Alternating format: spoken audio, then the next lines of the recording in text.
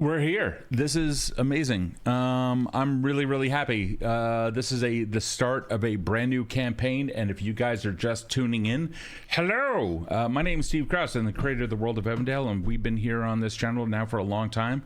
However, well, long time for me anyway, 3 years. For other people, they've been here since like 5 minutes after dirt. But one of the really cool things that I enjoy every now and then is starting up a brand new campaign and getting awesome people involved. And in this case, we have some folks here.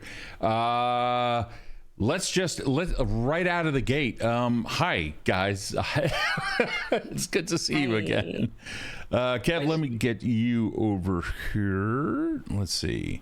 Alrighty. So the purpose of this campaign is to really kind of explore some themes that you guys ended up setting up. You had wanted a campaign that ends up being a bunch of adventurers that go out there and seek relics and ancient history and other stuff like that. Behind the scenes in our Discord planning sessions, you had some ideas of like how you guys met and so much more. But instead, well, and while we will be doing that, and you guys have also given me your character backgrounds, which are definitely going to take part in the current story. You've also given me a destination, which is the organization that you will belong to. But today, during this session at Game Zero, we're also going to create the bridge between your character backgrounds, how you met each other, how you actually met each other, and how you came to belong to this organization. At the end of the stream, we're also going to find out what the organization is and so much more. If we have opportunity, I also hope to include the chat, like I spoke with Dimension Weaver. Hi, I'm so happy that you're here, buddy. I mentioned to the Evan Dwellers on Discord that the chat may also have opportunities to influence how the campaign is going to go. But the role of the chat is going to be as an assistant GM, and any decisions that the players make about their characters or where their characters are going or stuff like that is not going to be influenced by the chat, but instead the world around them can be.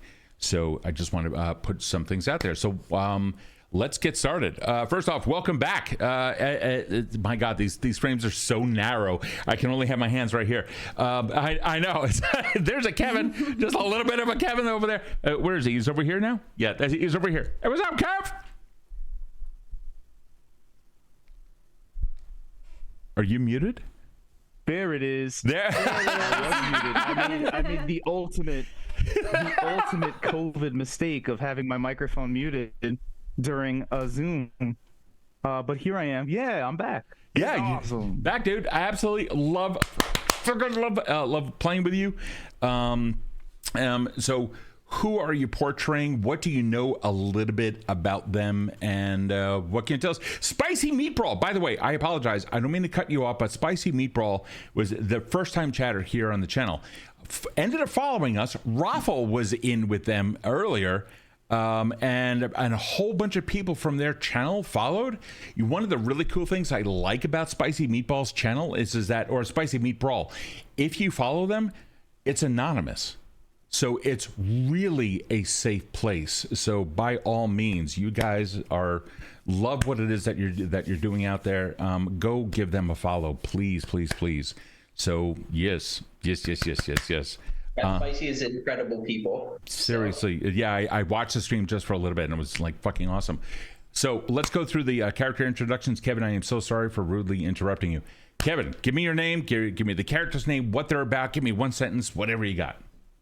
Yeah, so I'll be portraying a gentleman by the name of Karl Hexbane. He is an overly superstitious hedge knight who is seeking to right the wrongs of his past by upholding his vows that he has recently created for himself. And these vows were created after an incident. I mean, it's no secret. I can go into the incident if you want, or we can make it a surprise to discover in game. I'm thinking surprises. I'm all in favor of surprises. Erin. Hi, Hi. I didn't have the thing written down to read. That's okay. You can make it up. You can make it up. My character is Zora Yil-Cyrakh, and she is a Lizardfolk from Scala, which is above Tierfold Brag. I don't have maps or anything like that. Don't all that fancy stuff comes during session 1. This is just session 0. Fine, lizard lady. There you go. She is a rogue on a revenge quest when she stumbles upon her fellow compatriots. So that's all I'll say about that. Revenge. Alrighty. Mm-hmm. Okay. What class are you? Do we know yet? Yes, rogue. Rogue, you did say that. Okay. I think I picked mastermind rogue. Mastermind. Oof. Mm-hmm. I kind of heard this one's all the way down there on the right side. I kind of heard this one's. Well, ROFL, go ahead. What do you got? So we're Alvin Noosebound, an gnomish alchemist and student of the world, but more importantly, a graduate of the Gnomish Academy. So well versed in alchemy. Gnomish Academy, well versed in alchemy. Man, that's scary. That is absolutely scary. It's terrifying. It should scare you. You'll notice all the way down on the. I have to remember which way is left over here. Yeah, no, all the way down there. We have a missing person. It's because they are at a wedding, but they will be here next week. And some of the stuff that we are going to be going through tonight is also going to be experienced by them, but a slightly different manner, because by next week we're going to be full in on the action. So right now what we're going to do, guys, is we're going to go through something that while we are playing Pathfinder 2nd edition, we're going to go through an exercise of team building and character development that is hinged a little bit in improv and a little bit on what Fate Core does. If you guys are familiar with that character system, or excuse me, with that game system, each of the players can influence the story to the point of actually altering a character's history. So what we did behind the scenes is we created some character backgrounds. Like, for example, Kevin just said that there's a mystery there. And on the part of Zora, we have revenge, but we don't know against who. So these backgrounds are vibrant, but no one else knows anything about them. And behind the scenes in Discord, we also planned out that there's going to be an organization that everyone's a part of. But what about that in-between part? And that's what we're going to be doing right now. So we are going to go through a round of hot seat where it's going to be a total of 4 rounds. And let's see if we can actually do this. So round 1, I'm going to give you guys the full overview. And then at the beginning of each round, I'm going to repeat it so that we're all on the same page. The real fun here is going to be keep it succinct. You're only allowed like maybe 1 to 4 sentences. So keep it really, really succinct. Don't provide too much detail. Let others provide your character's adventure for you and how they met. So round 1, what is the last adventure or mission your character embarked on before joining together, whatever that is? Also, you can, or your choice. What was the goal of this adventure? Was it successful? And what was the most significant challenge your character faced during this adventure? You can touch upon any of these things, but keep it concise. We'll start off with, I have to remember, this is left side. Kevin. Yes. Okay, so the last mission or adventure that my character was on was actually happened closely after the incident. He was heavily injured. Okay. His ankle was severely sprained/broken, could not walk, but he managed to crawl his way to a nearby town, and the people there took care of him. And as thanks, he took care of their problem, which was that they had a group of ex-soldiers that were hiding close to the woods, and they were doing raids on neighboring towns. Well, that's a lot of information. All right, so it was all right. Cool. Yeah, 4 sentences. Taking down bandits. Sweet. All right, awesome. So your last adventure was taking down bandits. Alrighty, Erin, let's talk about Zora's last adventure. Okay, Zora's last adventure was with her old crew, acquiring a much desired treasure. Okay. It was not successful to her as she was left behind, but it was successful to the others as they were the ones that left her. Oh, so you were abandoned. Yeah, set up. Yeah, or okay, you were set up and then abandoned. Yes. Oh, okay, set up and abandoned. Okay. ROFL, what do we have? I was a bag man, so pick up, drop off, no questions asked. I would just in between studying about alchemical reagents, you got to earn some cash in this gig economy. And so what you're in the bag though might be interesting to someone. I'm pretty sure it might have been the thing that Zora's crew stole. okay. Well, we're gonna find out in the subsequent round. So your last adventure was doing the thing that you typically do.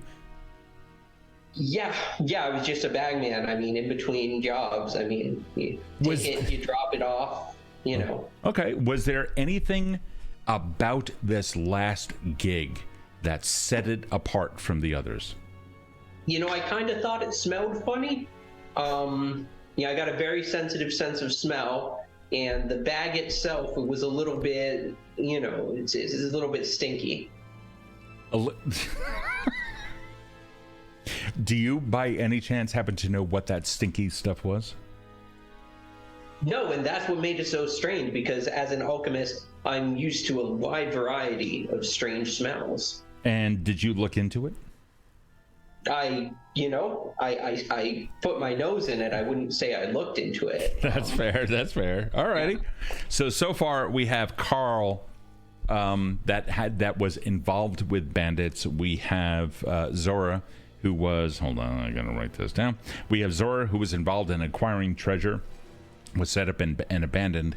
And then we have Alvin, who had delivered some stinky substance. Alrighty, so round 2, here's how this is gonna work. This is when you guys get to pull by force the other characters into this. Don't worry about Dan's character. We will get to them later, right, like next week. In fact, they're probably gonna hop in a atypical way, so we'll find out.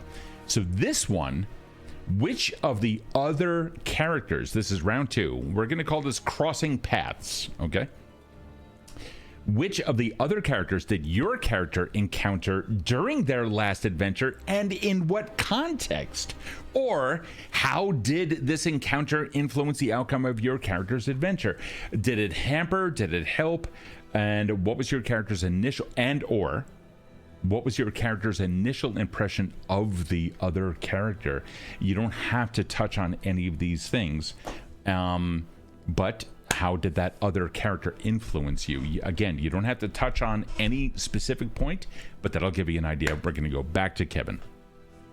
Oh boy. So I mean, just because they're on a quest for revenge, it sounds very relatable. So I think definitely I could see myself running into Zora. Most likely wouldn't trust them at first, because again, very superstitious, and snakes statistically are not very relatable trustworthiness. But yeah, I think there was definitely something to be had with us helping each other out. Okay. Was there something specific that Zora did that influenced the last thing that you were about to do? Man, I think being who I am, Karl definitely stays away from doing stuff that's too unsavory. Okay. Definitely would use the resource of Zora as someone who can assist me with getting those not so nice things done in a not so nice way. Okay, alrighty. Yep, and let's go on over to Erin. Okay, so with that established, I'm gonna go and say I'll go to Alvin since we've got one with Karl. I would say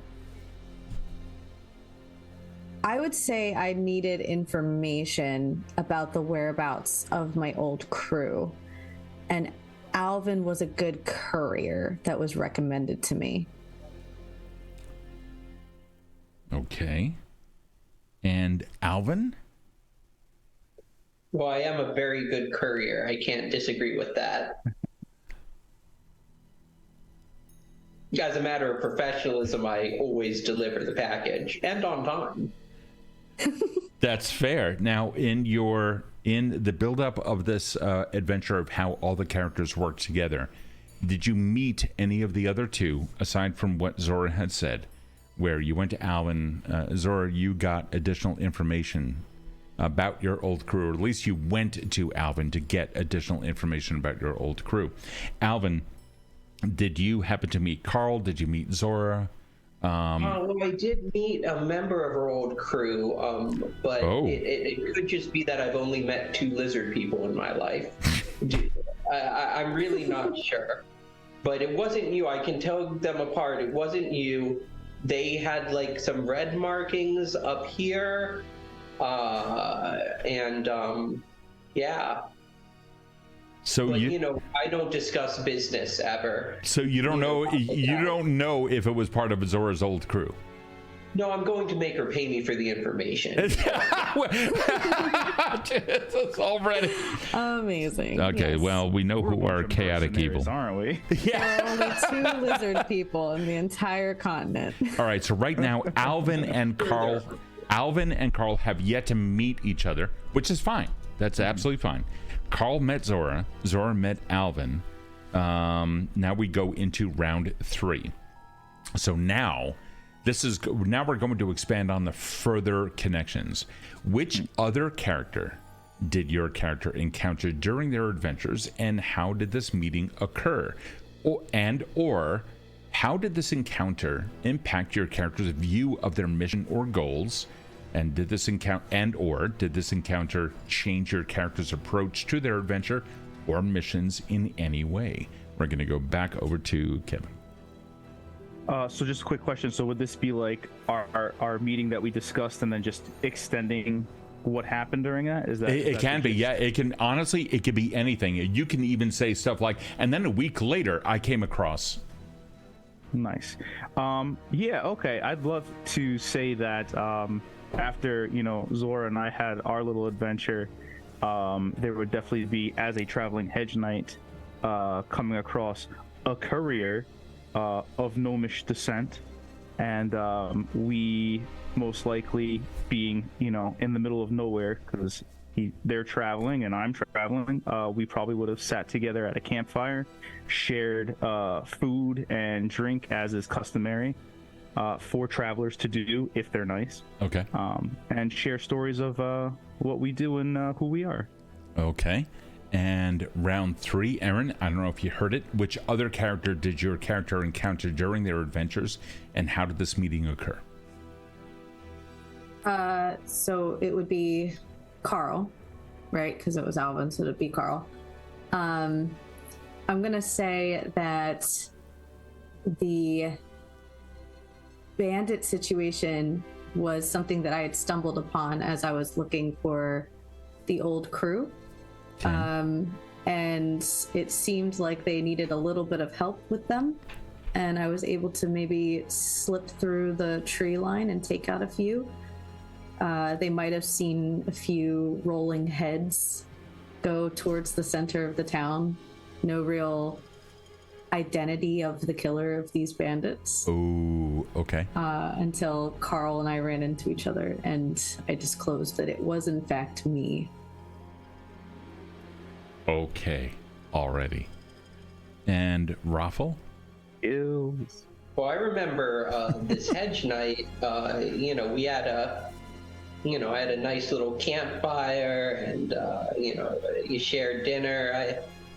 I remember asking him if he had taken an oath of poverty because he was very, very shabbily dressed, and I have to admit, I regret asking that. It wasn't my most, it wasn't my greatest moment, but in my defense, I was trying to sell him some chemical cosmetic products. He didn't seem the least bit interested in it, and it's his loss. They're very effective, mostly safe to use if you follow the instructions, which I do recommend. But yeah, I don't remember buying it. Alrighty. I just love how it's like, always be closing. Alrighty, so I'm going to insert another round in here in between 3 and 4. And the purpose of this round is to reaffirm the relationships that your characters have already established. The main question to ask, and if you don't remember what the other person said, that's fine. That's totally fine. You can ask and then the other person will simply explain. Like, how did our characters meet? So we're going to solidify connections before we move over to the final round, and then we're going to move on into other campaign development stuff, and maybe we'll get the Twitch chat involved, etc. You have to see like the red yarn that is starting to appear on a piece of paper in front of me. Behind the scenes, we were joking that this may be called the Red Yarn Society because of the types of adventures that they're going to go on. Already, I'm starting to see it here. Let's go over to Karl. And what are the relationships as you understand them with the other two characters? Sure. So currently, Zora, the relationship with Zora is purely one of it's good for business. There are things that I do not allow myself to do that they are very good at, and so it's good to have someone that can take the responsibilities of those duties. With Alvin, it's almost sort of like a friendship of the road. We met on the road. We were pretty kind to one another. Some comments were made. We won't go into it. But I am dressed drabbily, so I mean, it's not like they were wrong. And so just from, I would say from there, we became traveling companions until we at least reached the next town, just for safety in numbers. Okay. All right. Cool.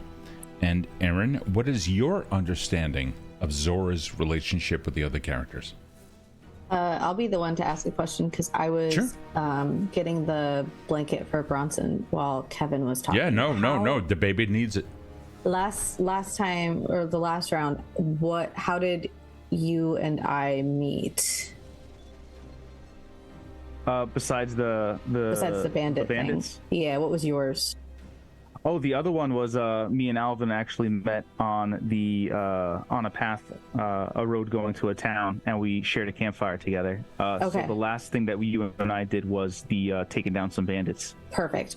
Cool. Thank you. So as I understand it, Zora is I know we're not fans of alignment necessarily, but the good part of the neutral good of Zora is sort of falls into helping out Karl. She sort of sets aside her quests to see that something good could be done in her efforts. For Alvin, it's purely business as of now. She needed information. He's really good at what he does. She doesn't confide like personal stuff in people that she doesn't believe aren't good at what they do. Okay. Alrighty. And ROFL?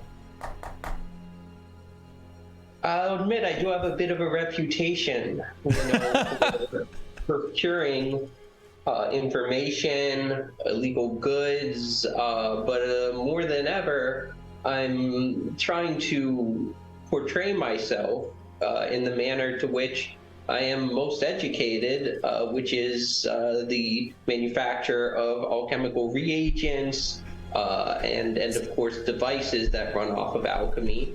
Karl didn't buy anything, but I'm sure Zora would be more than willing to admit the utility of a good centipede gland poison. It paralyzes rather quickly. I can get you that really an hour's notice. I can mix them up for you. And got the glands right here. Just let me know what you need. Was this a married centipede by any chance? Because if it was a married centipede, then we're gonna have words. I don't follow. Is all my centipedes are free range, all natural. They live very full lives. Okay. So you know how there's usually a character in the party that's kind of like, hey, I know a guy. Is Alvin the one who knocks? Yes. Alvin not only knocks, he leaves his business card. Oh my god. Okay. Wow. Alrighty. So now that we have, it's so hard to stick to a script on this. Now that we have an understanding of what these three see in each other, I'm going to go into round 4, and then we're probably I'm going to start asking some questions, which includes the character's background, like where they come from, how they're going to be talking, etc. Now, one thing I do want to state right now is that house rules for Evandale, particularly in Pathfinder 2e, is that before you hit 3rd level, so for 1st and 2nd level, the players have the opportunity to completely rewrite their character, including ancestry. So anything can change. The reason for that is because while I may know what the world can offer, the players don't know what the world can offer. So anything said tonight is going to be, I strongly recommend that you take it as a consideration and a guideline into the future. And then around campfires and during your travels, your characters then, through roleplay, can then interact with each other and solidify a lot of the stuff that we are talking about. So, like, for example, I still want to know what is inside of that stinky bag. But we may not know. And I want to know what the revenge was. And I want to know what that incident was. But we may not know that. That all may be stuff that comes out later. So, and the campaign is being designed to take that into account. So, having said that, let's move over to round 4. This we are going to call Coming Together. How did your character's outlook or determination change as a result of these adventures and encounters that you had with the other people? And or how does your character feel about the other character now that they've had a chance to share these experiences? And or what role? Well, you know what? I'm going to add this on as a second one. Let's work with that. What is your character's outlook or determination, or how did that change because of the encounters or adventures that you had with others? Kevin. So one of the outlooks that definitely changed is Karl looked at himself as going to be moving forward as a loner for sure. Because he didn't want to see other people get hurt. That he was done with that. But he realized through his meeting, and sharing of warmth and food with Alvin, as well as working together with someone to murder bandits, that there is something to be said to, camaraderie and friendship. And it's something that he's not ready to give up just yet. Okay. Really nice. That is, yeah. That's actually that's like one of those transformative encounters. That's really cool. Okay. Karl, your meeting with Zora. Let's talk about that. Was there any influence on your character's outlook due to your meeting or encounters or experiences with Zora? It's definitely a sort of because at his heart, Karl is sort of like almost a researcher of things. and he's used to judging books by their cover at first glance, and now he's realizing that that is not the best thing to do. People are more than just what they look like, or what you can see, from their clothes and whatnot. So I think with that meeting and getting to work with Zora, he's realizing that no matter what vibe people are giving off, there is something that can be learned from them by actually getting to know them and talking with them and working with them. Was there anything in particular about Zora that stood out that as being advantageous to anything that your character can do or not do? Yeah. So like, I was saying, there are certain vows that Karl has taken upon himself, and having Zora around is sort of like him having this wonderful friend who can do the things that he has decided he's not allowed to do. Okay, so you're going to solidify on that. That's awesome. Okay, cool. Oh yeah, for sure. Oh, that's an interesting dynamic right out of the gate. It's like, well, I can't do this, but you can. You're up. I'll just turn around and not notice what's happening right now. So, yeah. Before we move over to the others, then, Kevin, let me ask you a little bit more about Karl. Karl's edicts and vows and other things that have identified his life for him. How much of the path before him, from his perspective, is influenced by that versus the encounters or experiences or challenges that he has that may go counter to his vows? Like, where does he stand on that? So from just to clarify, so the vows that he set up for himself, we're saying what is, like, is he gonna lose the, like, sorry, yeah, I didn't understand. No, totally good. So when Karl looks at the end of a day, okay, so he's laying in bed or doing whatever, staring up at the ceiling, and he's thinking, yeah, my vows were challenged today, or they were not challenged today.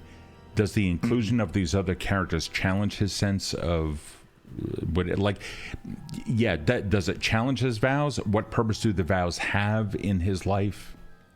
Understood. They do challenge his vows. He is very good at what I like to call retconning, I guess, making it seem like, oh well, the end, like the end justifies the means type deal. Okay. So for him to be like, okay, I want to vanquish this evil, but I don't want to result to poisoning them because that's unhonorable. But Zora can poison them, and then as long as I didn't do it, the evil is still vanquished. We're all good. So he'll kind of, like, there's a word for it that I'm forgetting, but he'll work it in his mind until he creates it to be okay. Yeah, it's usually called manipulation. But that's okay. Understanding that Pathfinder 2nd Edition is going to undergo the remaster, which is also going to remove alignment. And typically in our campaigns, we don't use alignment too much. It's more of a philosophy that is discussed, and that's about it.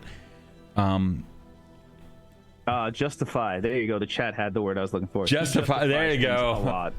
Yes. Okay. He's trying. Wow. All right. So here's a question from the crew. Ryder Rabbit asks, is Karl trying to gaslight himself? Oh gosh, I don't think that's. It's funny because I'm like, I don't think that's how he sees it. But if he was gaslighting himself, I mean, that'll be it. So one of the things he's doing right now, one of his vows, is he's writing down everything he learns about the evils that he vanquishes, because he feels that information should be given to as many people as possible. Okay. Okay. Yeah. So he's looking to basically get published, and to have it thrown everywhere so that people can protect themselves. So I think it's not so much he's gaslighting himself as it is that it's like when a writer does research, sometimes the research can take some dark turns, but knowledge is power. And so he'll take those dark turns if he has to in order to make sure that people are better equipped to defend themselves. So traditionally, in traditional like D&D or Pathfinder rules, we're not looking at a lawful good character. We're looking at, actually, you don't even have to say it. Okay. Yeah. All right. Cool. Wow. Alrighty, Erin. Yes. So let me repeat this for you. How did, this is now coming together, okay? So we're now bringing everyone together. We're starting to hear each other's opinions about each other's characters and how the other characters influenced yours. So the questions are, how did your character's outlook or determination change as a result of these adventures and encounters that you had with these two? Okay, so I think Zora caught on with her old crew that she was being used too late. So I think with Karl, she starts to slip into, while she appreciates like the camaraderie and the being able to pick up the slack, I think she's starting to catch on to a habit that's happening where I'm doing the messy work.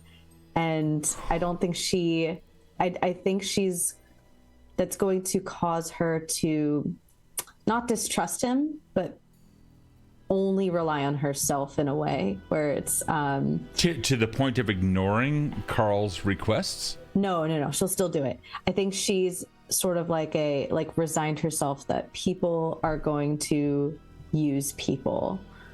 And yeah, I think that's where she's going with that. So I think there's a kind of renewed excitement for having a potential new crew, but it's falling into old habits. And she's like, no, I'm just waiting for the other shoe to drop, man. It's going to happen. Oh, wow.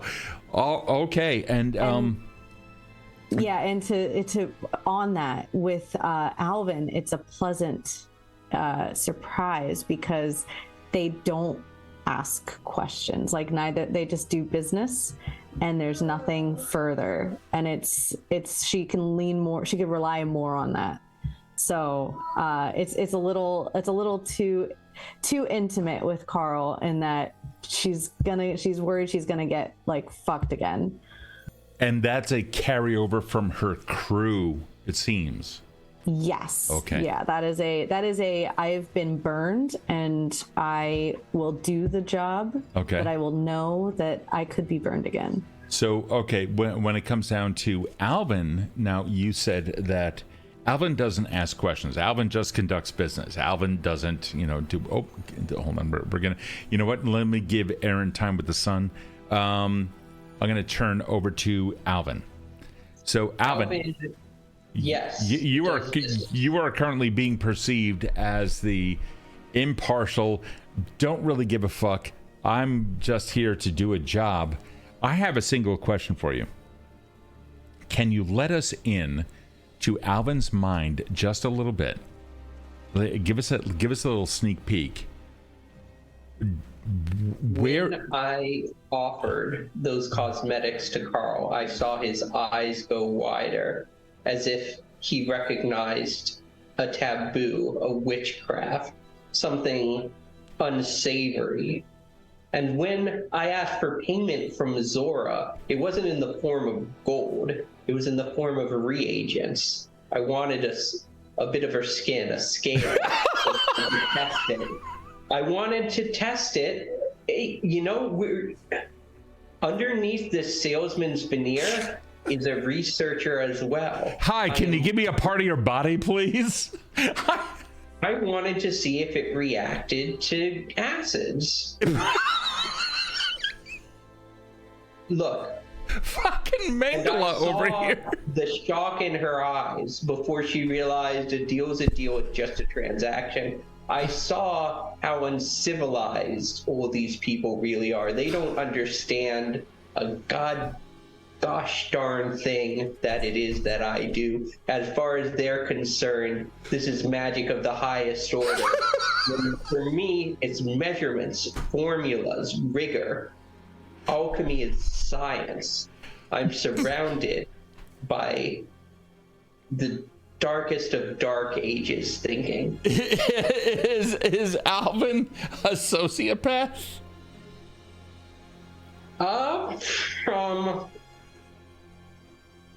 Jeez. That you have to think about really this. Thought about it that way, but he certainly. Yeah, I mean, like, his focus this season is gonna be letting people in at all. But also, I think it's very useful to have the kind of sociopath that Alvin is. So you are Alvin is a sociopath. Okay, all right, cool. He is transactional. Okay. And beyond that, I wasn't particularly interested in either of these companions, except to have a little bit of disdain for their lack of alchemical education. So yes, it is funny. The salesman veneer is just a veneer. What was that, Kev? It is funny because I can just imagine looking at like my character's abilities that Alvin is like handing him like, oh, here's a potion for your adventures. It's made of the top reagents and quality, and I'm just like, here's a bag of dirt with some witch hair in it. That's gonna protect you on your journey. And he's just staring at it like, this is garbage. Yeah, I specifically asked for Willow's bark. Like, is They it both that start with complicated? W. You live in the woods, right? You look like you live in the woods. It's Willow's bark. You should be able to find it. Trees is trees. Fucking brilliant. Wow. Okay. Sorry if that gave anyone whiplash, but No, this is all good. This is all good already.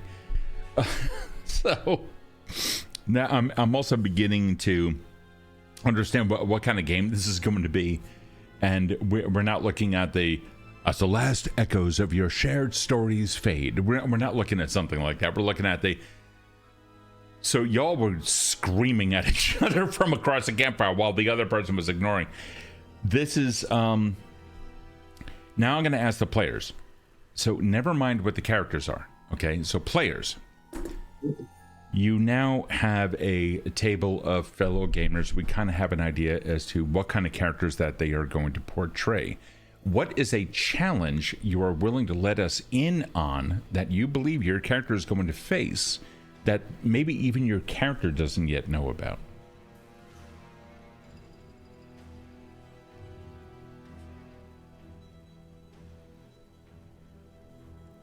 Okay, I can see one. Because I know Zora mentioned a quest for revenge.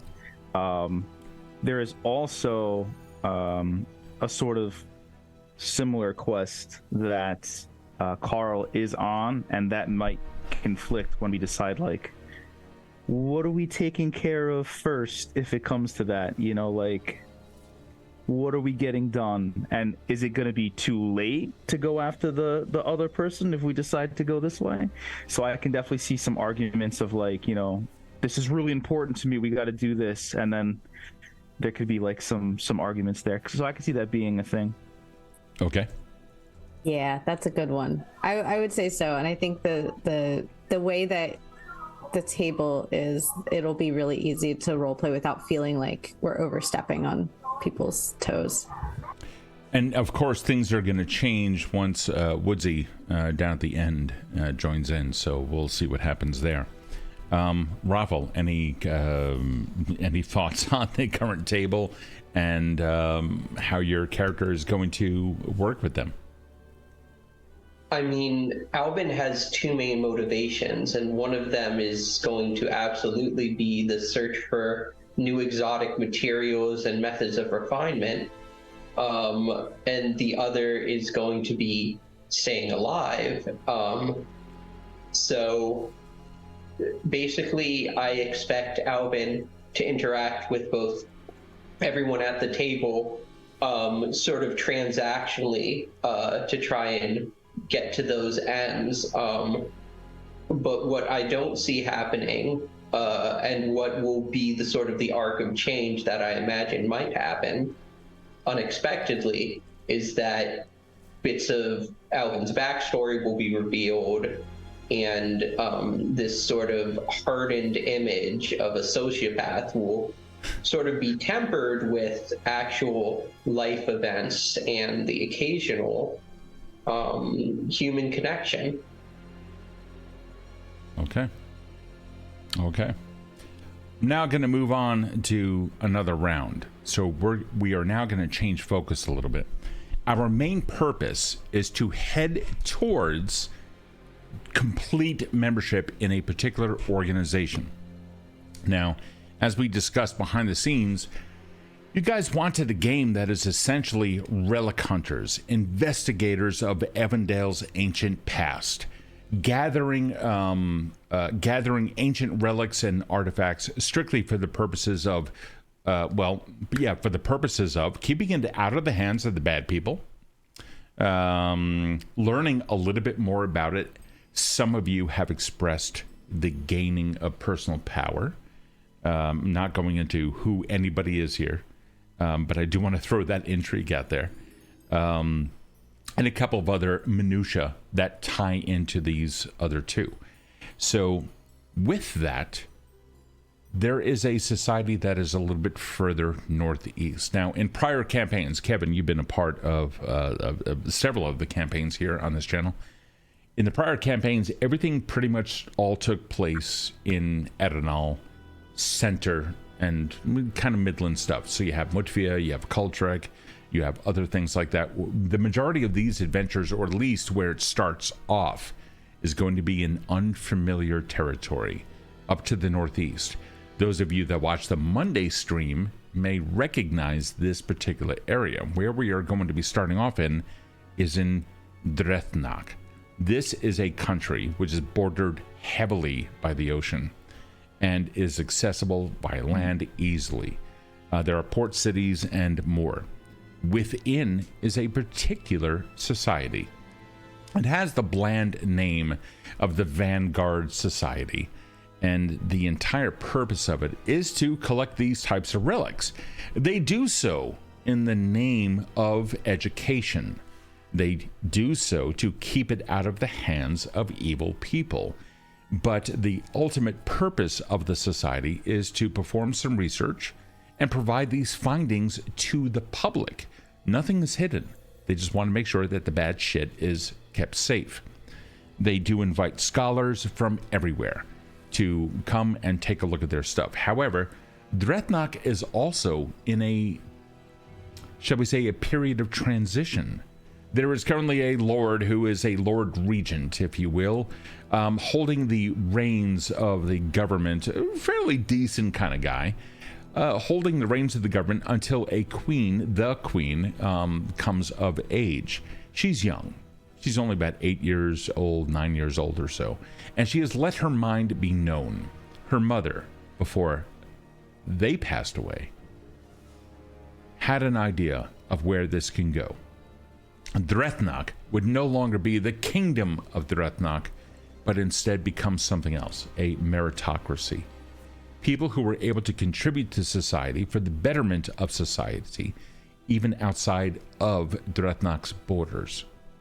With this in mind, various societies and guilds started to rebel against it, wanting instead more money coming in, and a meritocracy was not necessarily going to do that. They very often preyed upon the weak and those who were gullible, while others began to create businesses that were centered around this, educational facilities and what have you. The Vanguard Society was one such person. Where our characters are going to go now is to become a member of that society, but we haven't yet gotten there. And so this next round is going to be a series of hot seat questions made up on the spot, some of which can come right here from Twitch. So chat, your job is to ask questions if you so wish of the characters. Start finding out a little bit more about them. I will also be asking you guys questions, and you guys can ask each other questions. How did you all come together to be a member of a society? Now, geographically speaking, if you guys know where Kultrek is, which is smack dab in the middle of this major continent. There's a bay that comes down, so it is also a port city. Off to the east of that, into lands that have yet to truly be discovered in any campaign that has taken place on this channel, lies Drethnog. It is an advanced society. It is a progressive society. It is one that thoroughly believes in the sharing of information, and again, for the betterment of all. With that, where does your character stand? How do you become a member of the society in your mind with your fellow adventurers here? And anything else that you can contribute to the growing story.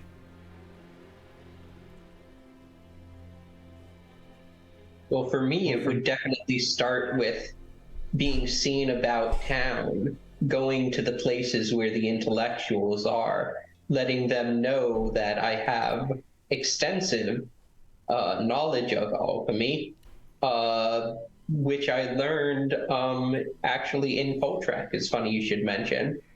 So I was there studying, and I decided to go abroad to continue my studies, my research. Okay, so you went abroad. Now, you came out of a Gnomish university. There are several universities that do cater to Gnomish studies. Was there a particular one in mind in Koltrek? It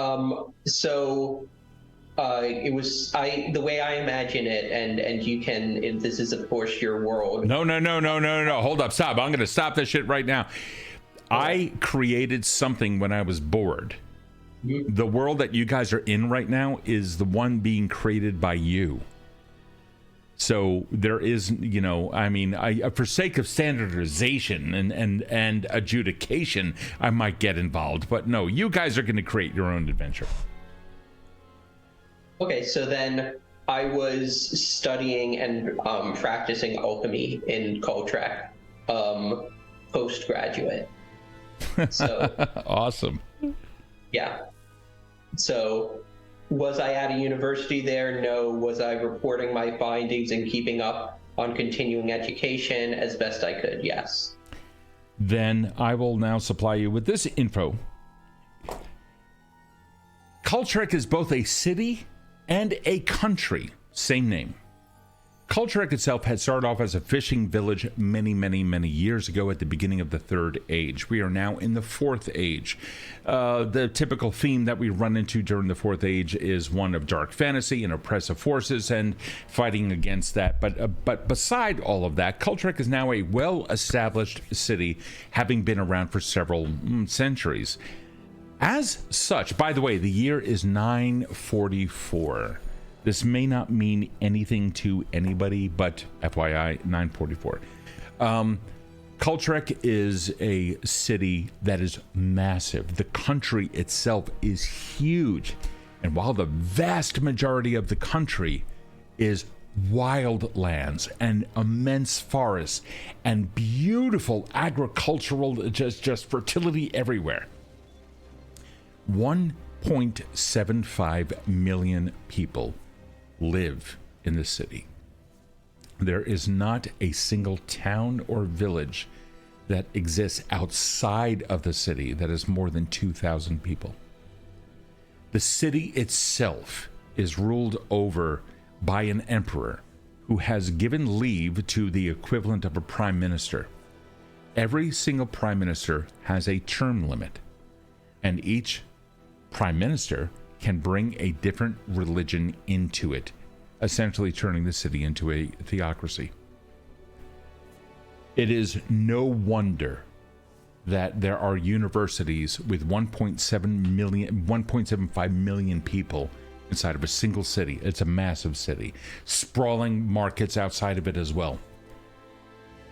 That there is an alchemical college, that there is a gnomish college, that there's anything that you want. So you, ROFL, can make up any fact that you so desire about Koltrek, your character's experiences within it, and anything that they may have learned that would help influence your character. Well, in that case, I would say that I had a bit of a falling out with my postgraduate thesis advisor, so to speak, whatever the equivalent of that is, about the proper tempering process for twice hardened glass. And as a result, things got a little heated, and I might have said some things that I regret. However, that having been said, there are probably other reasons I left Koltrek as well. We won't get into them necessarily. So you have the knowledge of a master, but not necessarily the title. Certainly not the self-discipline. Okay, all right, totally cool. All right, what about the rest of you guys? So just to be sure, when you mentioned the town, you said that the 8-year-old, what's her title again? Queen. However, she's not old enough to rule through reason. She has opinions that the Lord Regent will bring in. He shows himself as this constant, like, not a blind zealot follower, but rather someone who helps or who will help institute the new meritocracy. In fact, that's why they were brought in, to assist the Queen in bringing adult language to legislature. Dig it. So, I mean, just as Karl would be reaching this town, immediate satisfaction in seeing it being turned into a mayorocracy. He loves this idea, and I'm sure that the Vanguard, I guess, is there a guild? Is that a good title for them? Yeah, they are exactly. The Vanguard Society is a privately owned institution that is backed by the government. As such, there are certain restrictions that they have, which is anything that you find must be publicized unless it meets certain criteria. Just by virtue of its existence, can evil people use it and destroy human? Like that kind of stuff. In which case, then it's like, yeah, you got to put that into the special room. Now, having said that, I can expand on other competing things if you wish. So, I mean, even that, like, that would have been an easy, like, joining reason for Karl as well. It seems to relate a lot to what he's trying to do, and just the fact that the town looks really into finding people that are going to make things better for not only the higher ups but the common man. Definitely a selling point for Karl. So he's happy here, he likes it, and easy choice to join up with the Vanguards, because it relates very closely to something he's trying to get done, which is publish his findings. Okay, then I'm going to ask you some questions. It is safe to say that most people have a motive, whether they know it or not. They are naturally drawn to certain people. They are naturally drawn to certain circumstances or places. There are country people, there are city people, and everyone in between.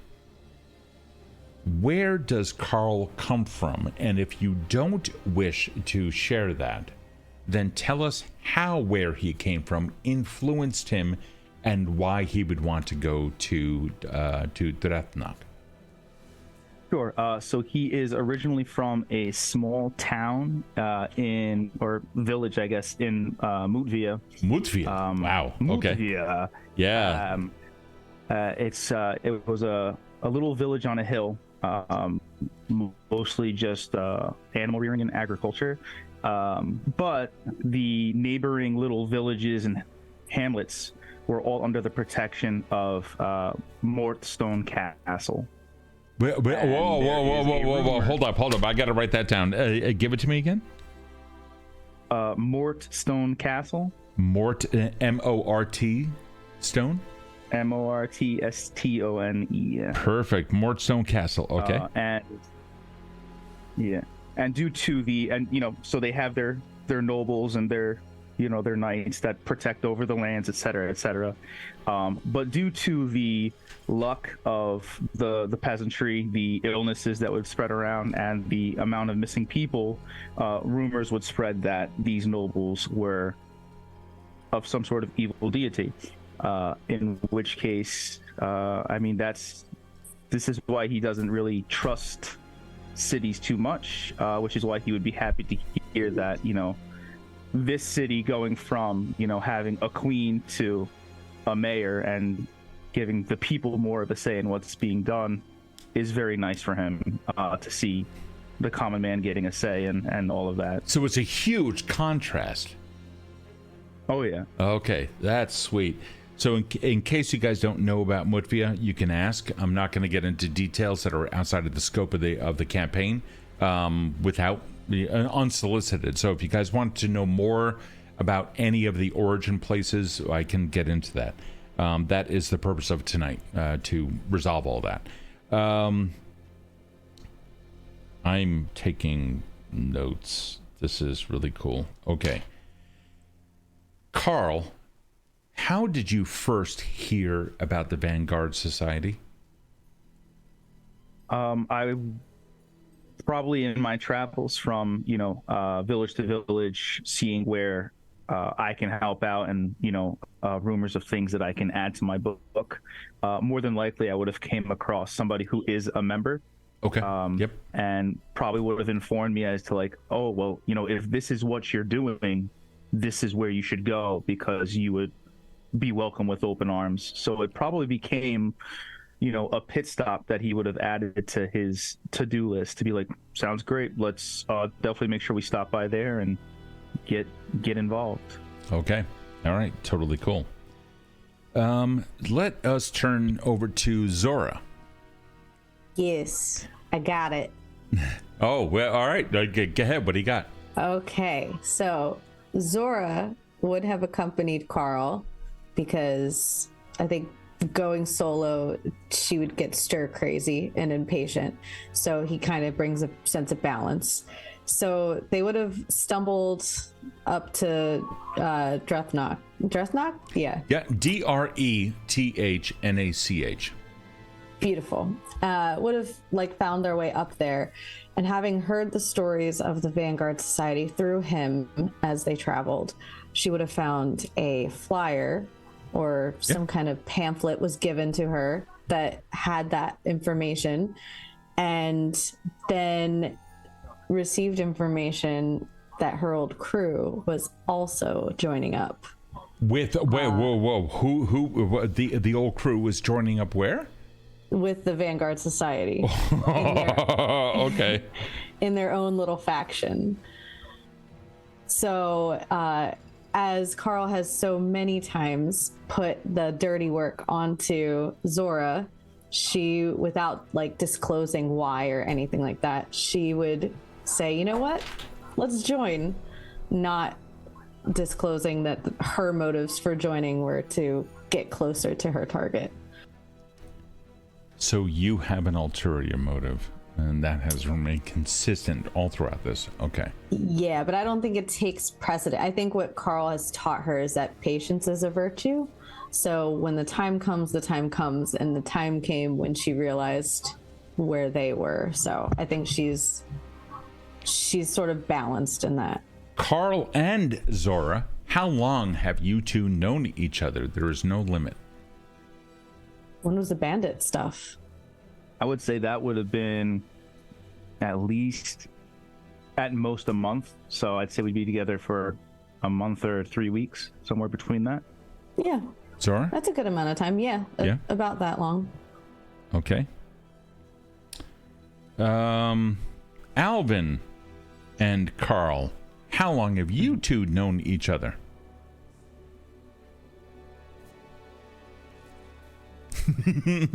I'm assuming, and I mean, like, correct me if you all want to change this, but I'm assuming that Alvin may have when we shared our campfire, it might have been the three of us, because I might have been traveling with Zora already at that point. Yep.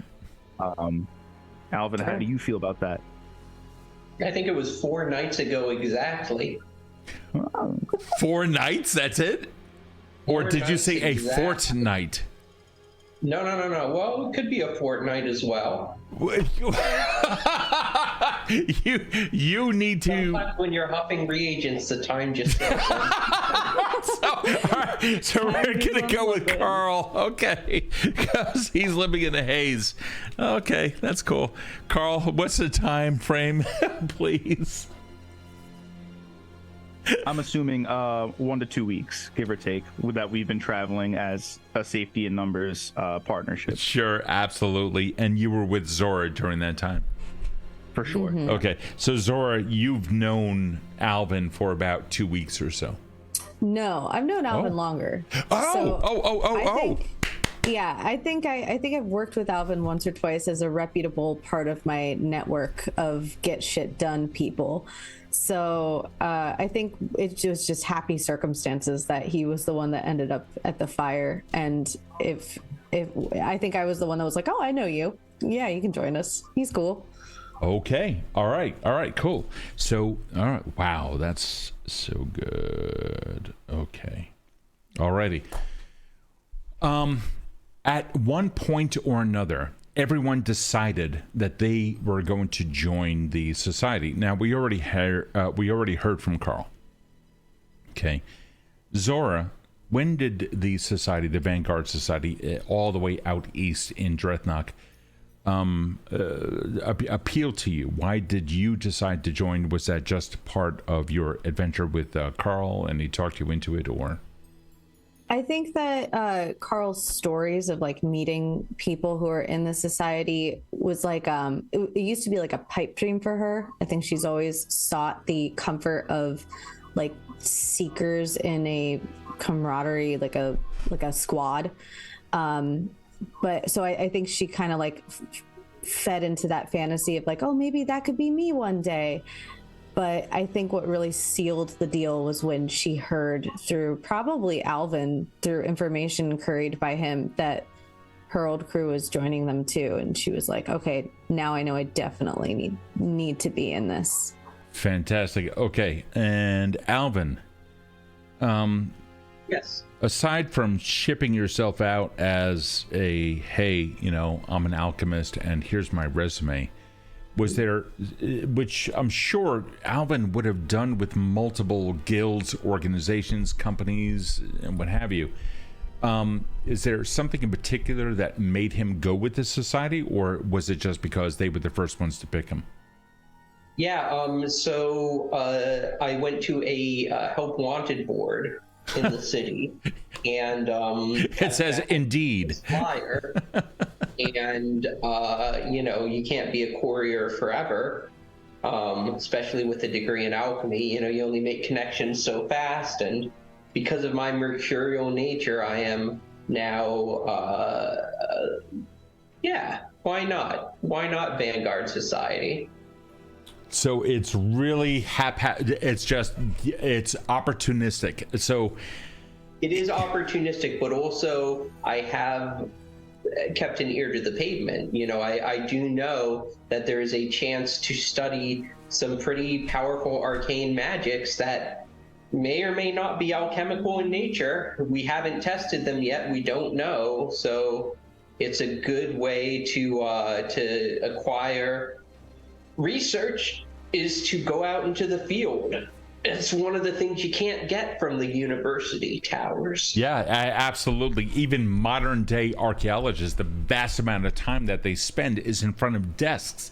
They rarely actually get to go out there, but when they do, apparently, from what I understand, that's when a good amount of information is learned, and it's all very exciting. Sounds like you guys are essentially that. You are fourth age archaeologists, you are collectors, etc. However, I'm now going to supply you with a little bit more information about the society that all of you have decided to join. And then after this, we are going to turn to the chat questions. So if you guys out there have any questions that you want to ask about the characters to help them develop not only themselves, but also the campaign, go ahead and start piling them up. I'm going to start pinning the messages, and we will go from there. So there are various departments within the Vanguard Society, the first of which is scouting. So this department is responsible for locating potential relic sites. They have experts in history, archaeology, and magic who can identify places where relics might be found. Then there is retrieval. This is the department that you guys are going to be in. So teams from this department are sent out to retrieve relics once they've been located. They are trained in exploration, combat, and the handling of magical artifacts. Then there is research and security. Research. Once the relics are retrieved, so this is, you see, you guys now have an inside knowledge of how this society works. So once you go out there and you retrieve the artifact, you are then going to hand it over to the researchers, and then they begin the study. They are scholars and magic users who can identify and analyze the relics. And then security. This department is responsible for the safe storage and protection of the relics. Now, they might have guards and wards and other security measures to prevent theft or misuse of the relics. Having said that, players, do you have any questions about Vanguard Society before I start asking the questions that you must answer from the chat? No. I have. Yeah. No, I got one. Yeah, what's up? And, slap me if it was mentioned before and I missed it. At the head of this organization, is it a singular person or a council of people? How does that look? It is a business, and as such, there is one person who is in charge. However, when you guys come in, there is an individual, Ryn, R-Y-N. Ryn is very much in favor of the new meritocracy, and as such, he was originally a researcher. He had been promoted from retrieval. He is now going back into retrieval, and he is going to join you on your first series of quests to get you guys acclimated, provide you with the support, and act as your advocate for any equipment that you may need that the society can provide. They do not believe, when you guys arrive, that it's very clear. They do not toss anyone out there into the field.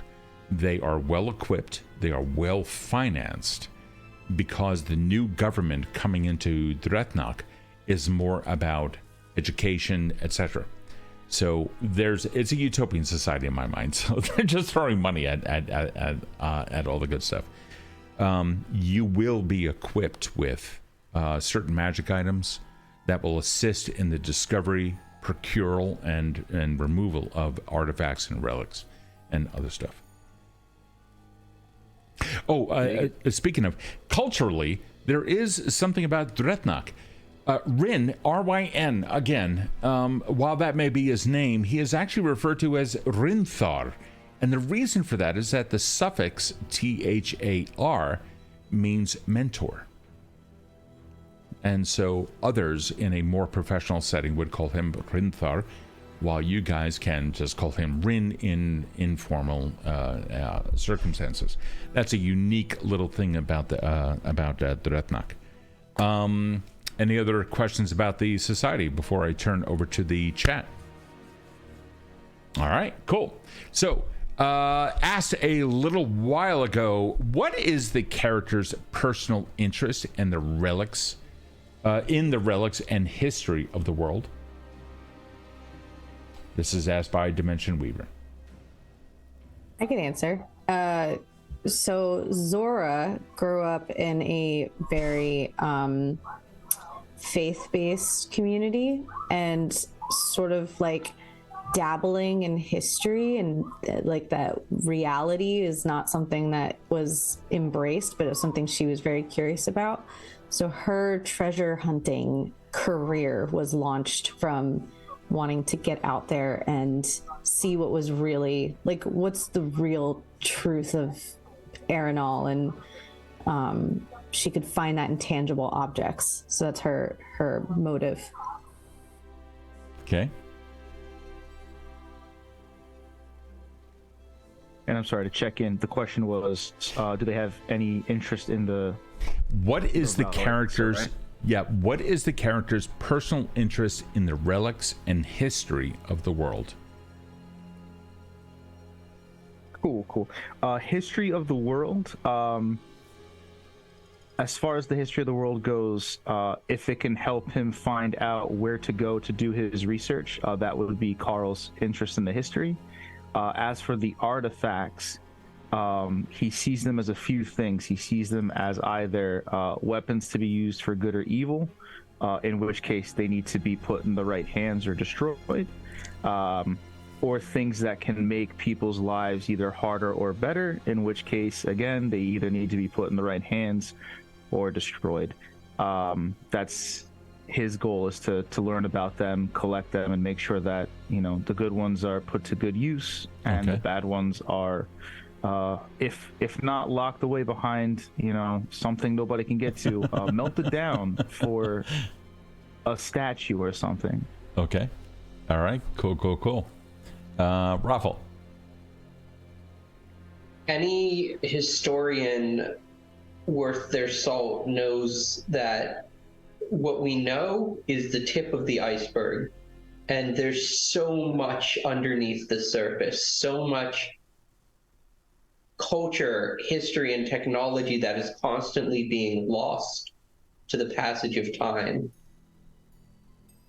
I mean, that's the closest I could come to an answer. Sure. That's fine. Or, you know, yeah. That's fine. Or, yeah. Okay, and now we move over. No bitch obsession, you know? We move over to Ryder Rabbit, having asked, you see a really tempting artifact. It's really shiny, really nice, and an obviously trapped temple. What are you doing? Disarming traps to get the treasure. I want the treasure, so I will disarm the traps. Meanwhile, Karl is scribbling in his notebook and going like, now who would have set these traps? Why didn't they use the artifact? What's happening here? Okay, ROFL. Alvin is copying down pictographs so that we will have the accompanying information about where the artifact was found in the first place, so that we can figure out what the artifact was used for by comparing it to its archaeological surrounding. This is just basic science, people.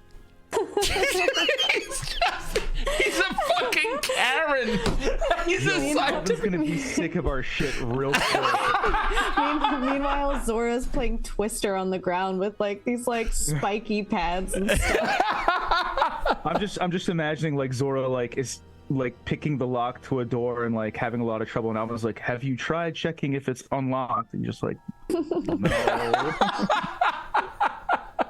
Okay. All right. So that is that. Let me unpin this one. And we have another one from Dimension Weaver. This one is, are there items of myth and legend specifically the party might be looking for? And are they looking for them to aid their own plans or help the world? Now, you guys don't know what is out there. So there are, let you in on one of the things that I kind of plan on doing with the chat. Hopefully it'll work out this way. The chat is going to end up creating the relic that you guys then go and hunt. Now, you guys have already decided that there was one that you wanted to chase down, and we'll get into that. But if you look in the lower left corner of the stream, you will see a small picture that kind of hints at what the players have been talking about. So let's just assume that there is something out there that really captures your character's attention. Whether or not it exists, what would it be? I might be looking for a very specific species of beetle that has the color of almost like a cross between a green jade and opal. It's like a very specific color to its carapace, based on a rumor that I once heard.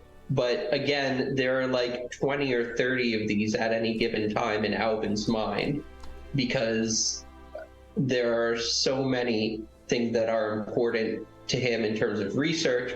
However, that specific one might necessitate dropping. We'll have to cross that bridge when we come to it, but yeah. So Alvin is I'm looking for. specifically interested in lost medicines. Oh. It's really cool. Yeah, see, you're So- giving me like num num num num num num num. Okay, good. Yeah, like if I think there's a possibility for rediscovering a lost medicine, I will put the greater good ahead. That's why the earlier question, is Alvin a sociopath, is an interesting one, Okay. as far as I'm concerned. All right. Thank you for that. I think Alvin would just say he had the long view of history. Long view. Okay, cool. All right. Are there any items of myth and legend specifically that you want to find? And are you looking for your own purposes or for the greater good? Anyone else? I got one. There is a rumored diamond called the Messenger Diamond that treasure seekers are scrambling to find. The wielder of the diamond can hear any message being sent telepathically by any person on the continent, supposedly. Ooh. Jesus. Nice. That's bad.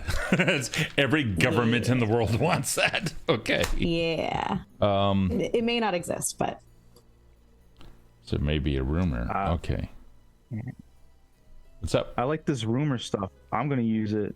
Yeah, man. There's a rumor that one of the artifacts is highly sought after by a lot of people because it is a sphere about the size of a person's fist, Oh, God.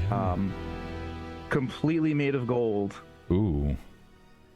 But when held by, how do I say this? It has the power basically to like reflect the sun, and it can basically be a weapon against evil. So he's trying to get his hands on that. So you're talking about something that undead would fucking hate. Mm-hmm. Okay. Yeah, it would basically be like being able to hold like just like a death ray, but like a re-death ray for the unliving. Okay. Alrighty. A death ray, but a re-death ray. A re-death ray. Re-death ray. We're gonna unalive people. We're gonna unalive. Okay. Yeah. Unalive. All right, cool. Wow. Alrighty. So those are the items that we have so far. Let me unpin this one. Okay. Let me see what. Jesus Christ. Let's see. Do the characters? This is asked by Fictard. Do the characters have religious ties or serious dislikes of such? yes and yes. Yes, her family's community is very faith-based, and yes, she dislikes it. Is there anything that you can expand on with that? I think that it was the, like I had said earlier, it was the reluctance to seek truth and just kind of fall into a sense of comfy complacency that kind of irked her and rubbed her the wrong way. And when she discovered the thrill of discovering like treasure that uncovered the stories of old, then she realized that was not the life for her. So it's the complacency of faith that she, for some, that she doesn't like. Correct. Mm-hmm. Okay. Anyone else? Yeah. Alvin was encouraged from a young age to study many religions. However, since faith isn't really something that you can measure, it really sort of put a damper on his respect and curiosity in divine magic. While it is powerful, I mean, like, how can you measure faith? It's not like you can put it in a bottle, so. Okay. As far as Karl goes, the villages that he lived in, very agnostic, but very superstitious. So I guess you could say his religion is a combination of superstitions that he's been brought up in, things that'll bring people good or bad luck, and things that you do and do not do in order to keep bad luck away from you. So things like that. So he doesn't really have a good sense of religion except for in a intelligent sort of way, like, oh, I learned about these, but he doesn't really follow any of them. So it's like a theological study of world religions. It's purely educational for him. He doesn't look any differently at people for having religious views. But as far as he himself, it's just not something that he's ever found himself getting into. As far as he's concerned, there's less about his life being controlled by fate and gods, and more about it being like good or bad, vibes and luck based off of the specific set of superstitions and things that he has to do. Cool. Damn, I really like that. Okay. Bootstalker, who is new to the chat, wants to ask Zora. Zora has been clearly building networks. Has she met Rin before? No. I think Zora's networks are side alleys and hushed conversations and thieves' cant written into people's palms, and so she's heard about Rin, but she's never met him. So she probably thinks she has a good idea of who he is based on the working people's idea of who he is, but that's about it. Okay. All right. Totally fair. Let me send that out to the others. Prior to joining the Vanguard Society, did any of you hear of Rin prior to joining? Well, I already had prior. Yeah. Redundant. Yay. Should I have? What's up? Should I have? I don't know. You are your character. I have no. I mean, if someone were to ask me that in character, my response would be, should I have? But no, I haven't. Fair. Yeah. Yeah, sorry. I had to think it out in my mind. No, it's all good. I love that kind of stuff. So yeah, please talk out loud or think out loud. That's great. I think as far as Karl goes, probably the person that he had met who mentioned the guild may have mentioned him in name, but that's basically it. So he just recognizes the name, and that's all. So it's once you're there, then you hear of him, but prior to joining, probably not. Okay, cool. Let's see. So, Dimension Weaver, you don't need to know the Pathfinder system to ask any questions whatsoever. You asked fantastic questions. I think that's what you were referring to. The community is going to be involved in some of the creation of this campaign, its items, and the future adventures. So definitely, if this is something that you guys like, follow and come back here next week and etc. on Thursdays, because this is what we're going to be doing. Let's see. I'm looking to see if there's anything else here. I don't see anything else here immediately.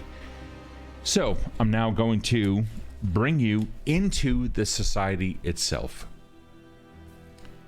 Can you tell me, when you first arrive in the capital city, what your first impression is of a capital city? Now, I will provide you with the following.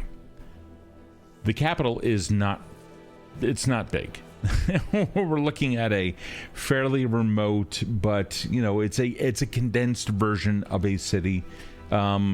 Erin, Pittsburgh versus New York. Yeah. We'll take Pittsburgh. I was going to initially say Philly, but yeah, Pittsburgh versus New York. Okay, so we're looking at major differences here in terms of cities. What are you looking for when it comes down to being a member of a city and a society within it? That's question number one.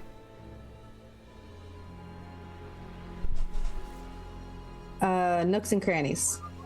I want to I want to know the underbelly of the city. I don't really care what's going on above. I want to know who really makes it tick and what's lurking below. Is this something that you would chase down immediately or kind of lay back and watch? I think it's something I'd chase down immediately for mine and Karl and Alvin's own safety. That may not be something they consider, so I kind of feel like I would have their backs in that. Okay. What about you guys? First thing I'd probably do is, having arrived because I'd heard about the guild, I would probably try to talk to some of the people in town about it to see their feelings about it and what they do. Okay. Because it's a good idea to, get someone who's in the vicinity's, idea and feelings about a certain company before you start getting jobs done for them. So that would be my first stop, would just be talking to the people and seeing how things are going. Okay.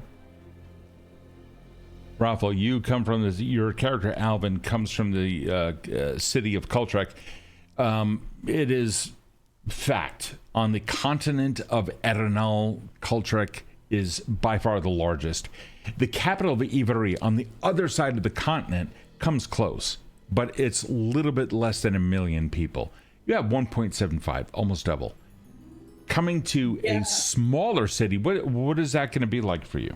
I mean, first of all, I'm not impressed. Like, they only have, 7 bakeries in the whole gosh darn town. It's like, what, if I don't like, and none of them serve a good gnomish hush puppy. This is a big problem. Because what am I going to dip in my coffee in the morning? I don't know. Maybe nothing at all. But that's neither here nor there.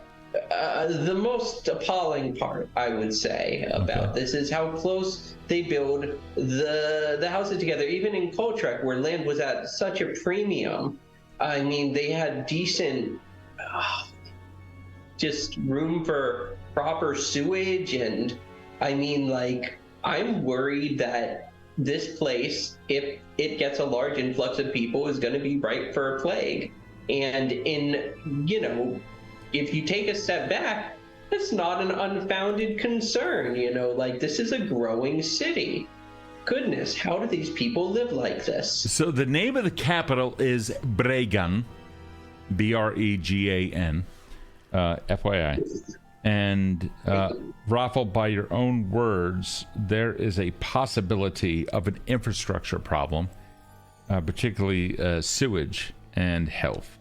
So I mean, I'm not in charge of anything. It's not like complaining would do any good, but in my opinion. But you as a player have the ability to inform us of the problems that exist. Inform you. I'm not gonna try and talk the ear off of any other NPCs. I mean, you can. Often the one who is the first to point out danger is the first to be burned at the stake. Okay, we all know this to be true in our hearts, and so we're all cautious when we talk about things that people don't like to hear. Of course. Alvin has grandpa energy, and I love it. It really does. All gnomes do. I love it. They turn old at 40, and they just stay that way. Okay. All right. In a moment, I'm going to show you guys the map, so at least you can see what we're talking about here, and you'll be able to see it on Zoom as well. You guys will be able to see it as well. It's just going to cover the whole screen because next week is when everything really starts. If you guys have any questions for the characters, please type it out into chat. I'll pin it, and then we will ask the characters that, because this is all part of a joint venture. Your words, your thoughts, your opinions combined with the players then creates this adventure. So if you have anything, ask. So on that note, when you express concern that this is a small place and it may not have all of the accoutrement of a modern city like Kultrek, that it could become plague ridden, I then write down, is this place plague ridden? and then it may become that way in the future, which then provides you guys with something. So if there are attributes that you want to apply to certain settings, you can do that as well. Having said that, compared to Mutvia, every place outside of that forsaken country, a land of 1,000 princes and just as many superstitions, seems to be a boon. When you journeyed east to finally arrive in Dretnak, you undoubtedly would have come across the influence of a major city like Kultrek. What is Karl's impression of the outside world? Has he been in the outside world prior to this, or? He had never actually been to the outside world prior. His first impression is that the people seem softer in both the way that, like, they are not as well, built to protect themselves from the constant struggle that is Mutvia, but also softer in a way that is more welcoming and kinder for the most part. People are more trustworthy. People, don't look at strangers immediately and be like, what do you want? What's going on? Why are you here? This is weird. There's a sense of almost like strangers are, new business, and sure, also, new friends that can be made for the most part, which is at first was weird for him, but he kind of likes it. It makes him feel safer. Okay.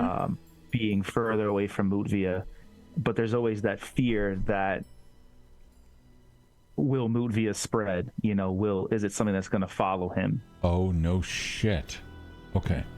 Wow, that's really fucking cool. Okay. Zora, where are you willing to tell us where Zora comes from? Yeah, Zora comes from Shkala, which is the capital city of Siserish. Yep, thank you. Siserish Kill, yeah. Yes, Okay. which is a swampy, woodsy area north of Tearfold Brag. Okay, I'm going to see if I can find a way to show you guys that right now. That's not working for some reason. Hold on, let me do this, and yes, and this, and there we go. Okay, cool. Alrighty, hold on, and I will get you guys in here so that you can see it as well. Let me do that. Bring this here, put this down here, and then we are good. Okay, cool. One last adjustment on my side. There we are. Alrighty, so here we are. What we are looking at is, so this is Dretnak, and I'll show you guys where we are talking. Okay. The city of Kultrek, just as a reference, is, come on, you. Why can't I? Why can't I? I don't know why I can't. There we go. Hold on. Let me adjust the screen here. Let me move it over so that you can see it. There we are. So Kultrek itself is going to be in the lower left corner of this map. So we are not looking at something that is we're not looking at the entire continent. But if you look down in the lower left, there you will see Kultrek. Immediately to the east of that is Dretnak. Here is Bregan. Bregan, there's no star for it, but it should be here on the river. It is accessible to the ocean. It is a trade city. It is very well protected against any weather that would come inland from that. Your immediate dangers are Dread, the lost eternocracy of Dread. What exists there, people don't like.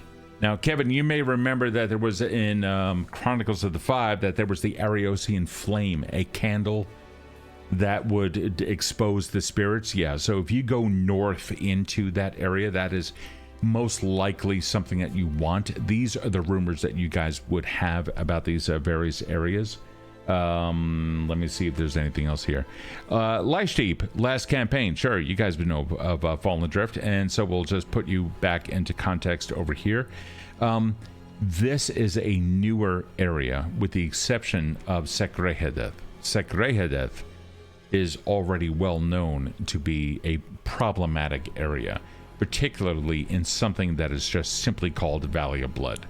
There's no other poetic way of putting it. Supposedly, you will find relics there as well. But, nonetheless, up to the north we have Torskal and we have Upper Kultrek, both of which are really nomadic tribal nations. The majority of northeast Erinal, the continent itself, was created, or rather founded, because of the push of imperialism in the prior age. Now we are in the year 944. A lot of the countries have settled down in their migration and what have you, and a lot of the countries that you guys are in now, including Threthnok, are just starting to find their way after several centuries of peace. Now, when I say the year 944, we're looking at almost 900 years of peace. So imagine Europe in our real world and what that looked like after 900 years, after the empire, like the Roman Empire, settled down and other stuff like that. So that's about where we are. As for relics, you guys had requested a specific hunt. You didn't specify what the relic was. Well, we may not yet know.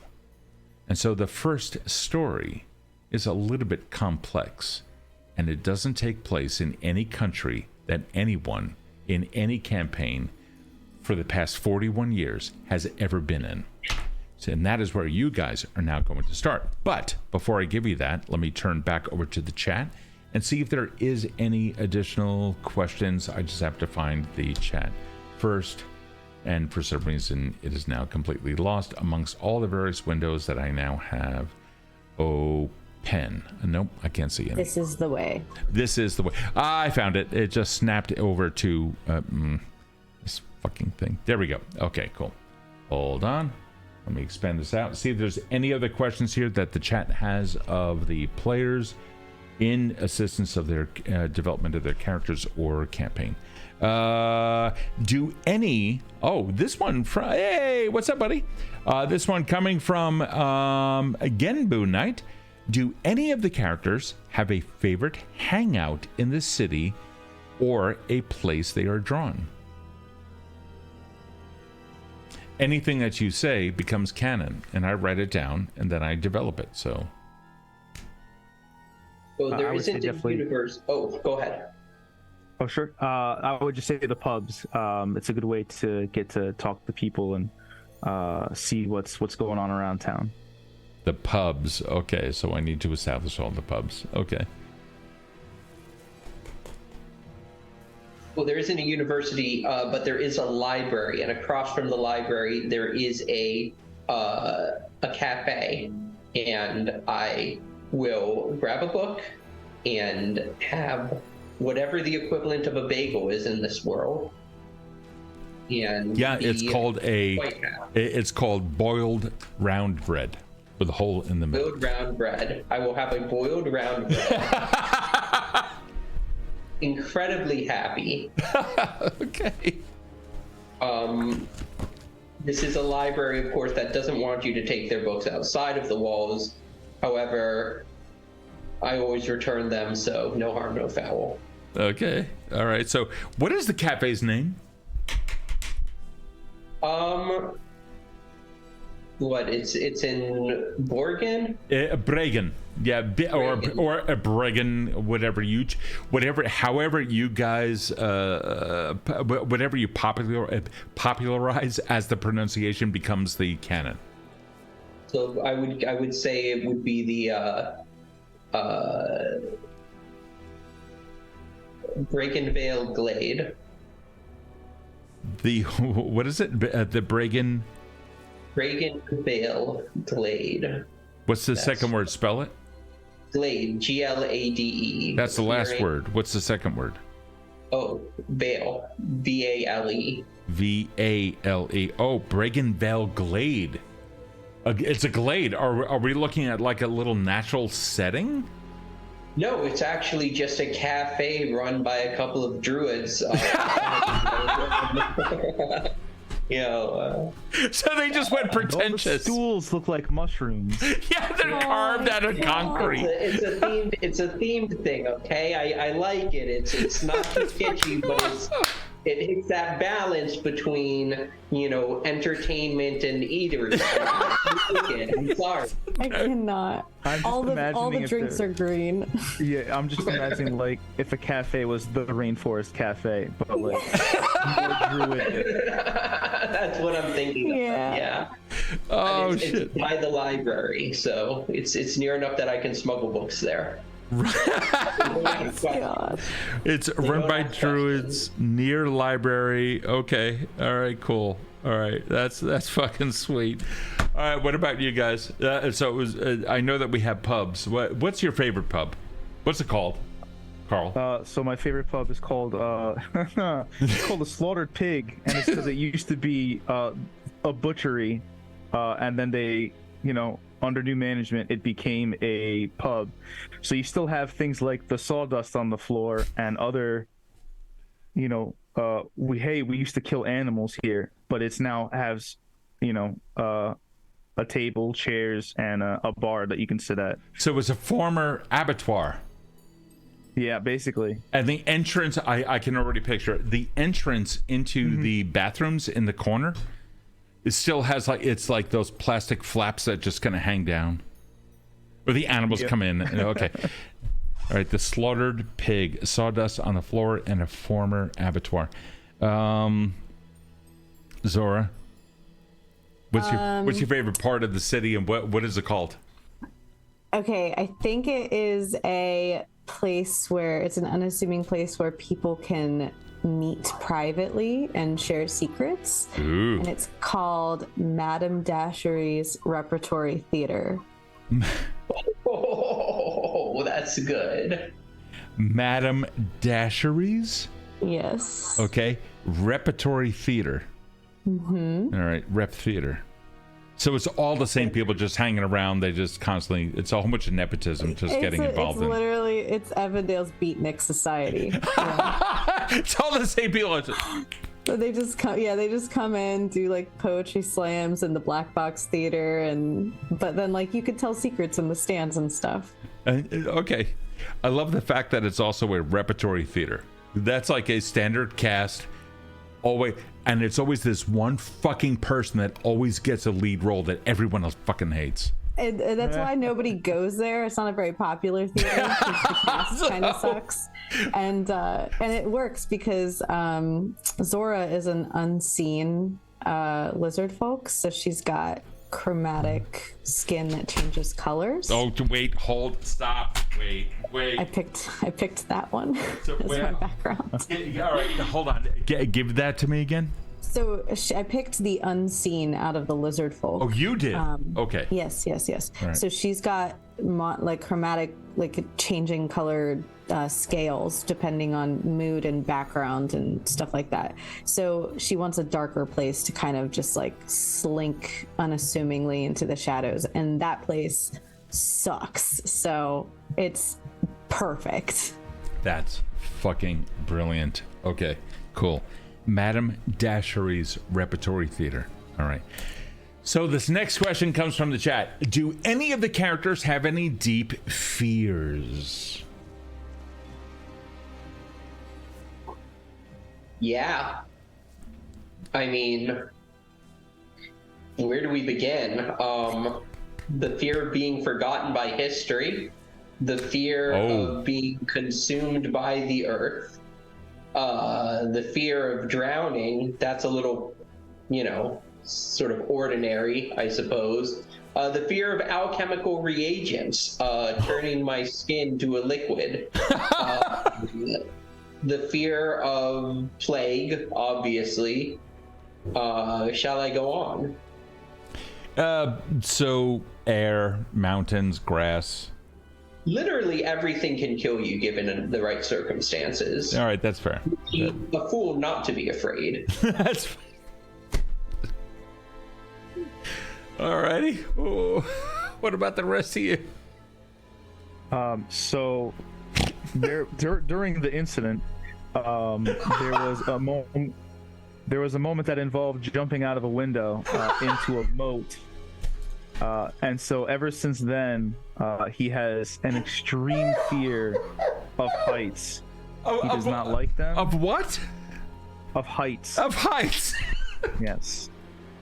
It gets him really frozen. So, yeah, I mean, and you would think like, oh, that's all right. You know, he doesn't have to. As an adventurer, there's a lot of involving of heights, so it interferes a lot more than it needs to. Okay.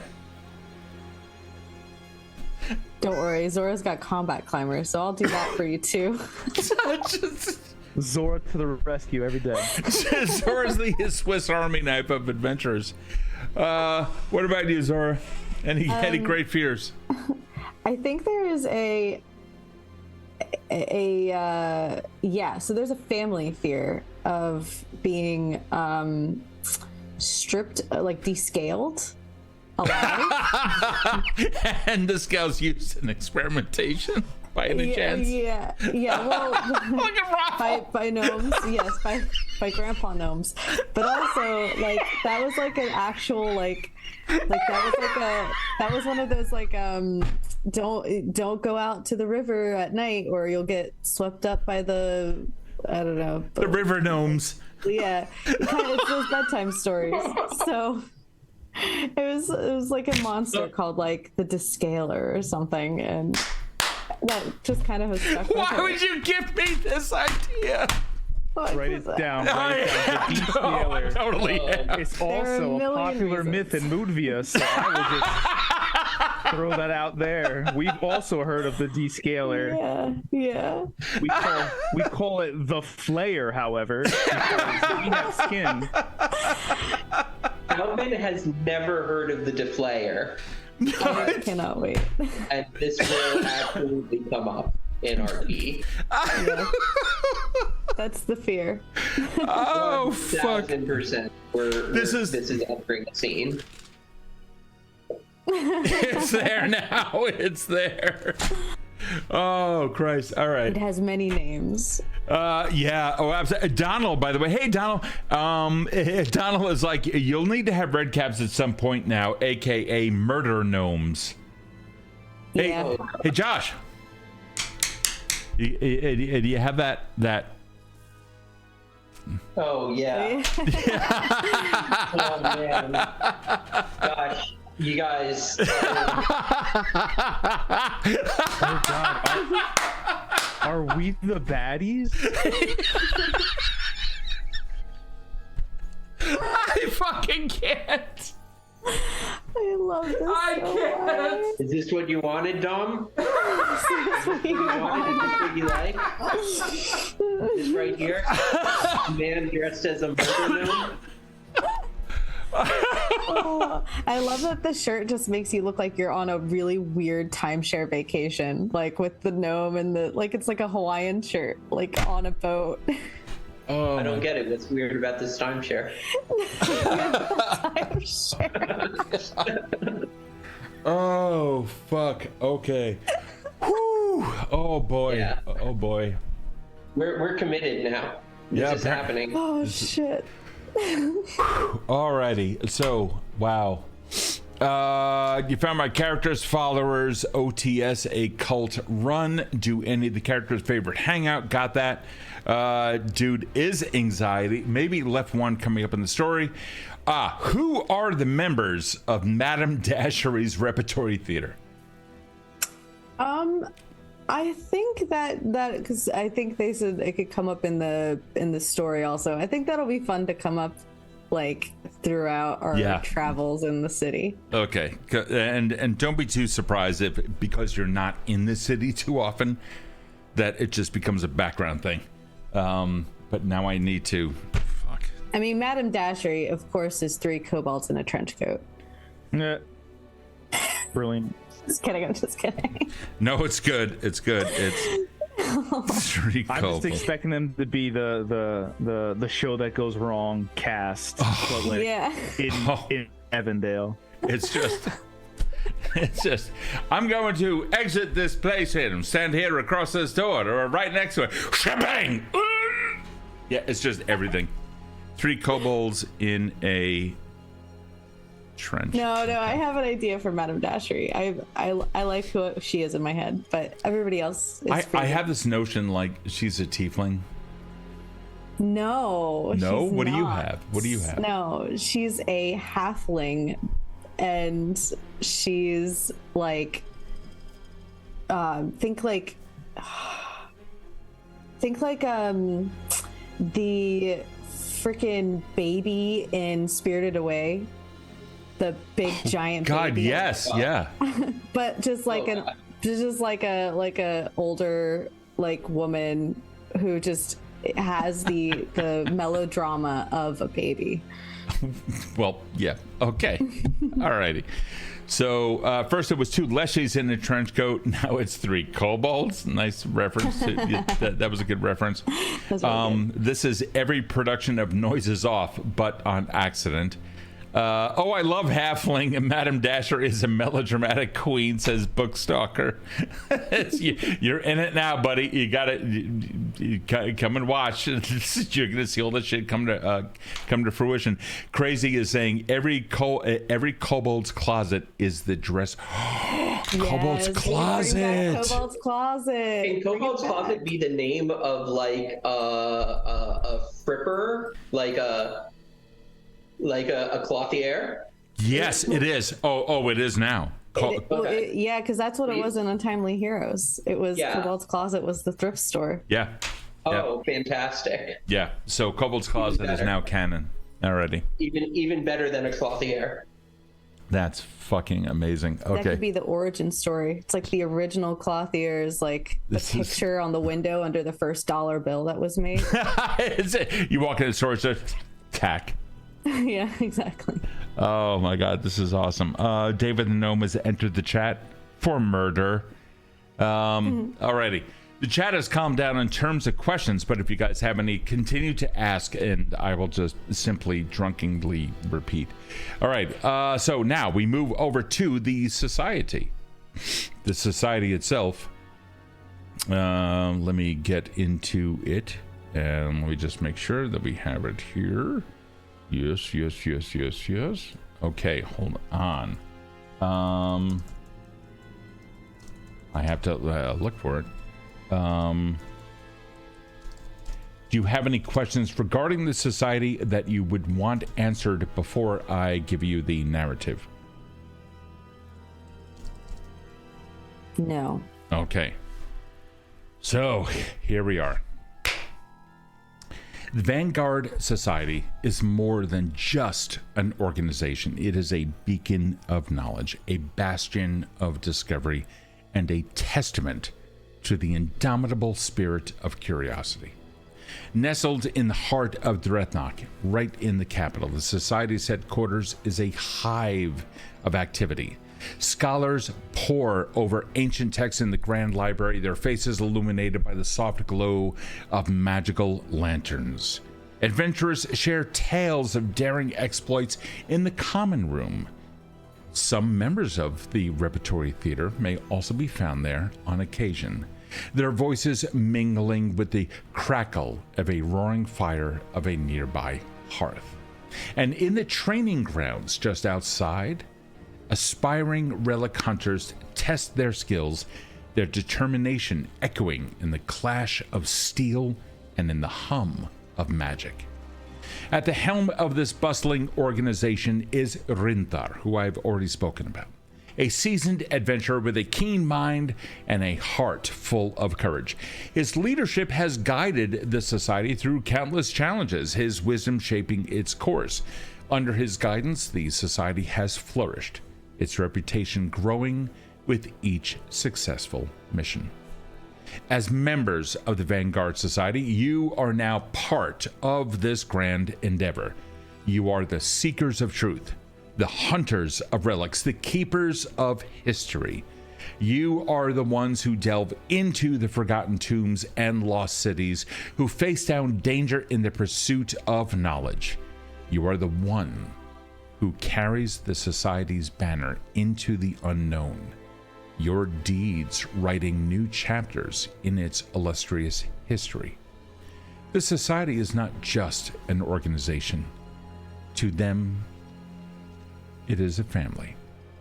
It is a community bound by shared purpose and mutual respect.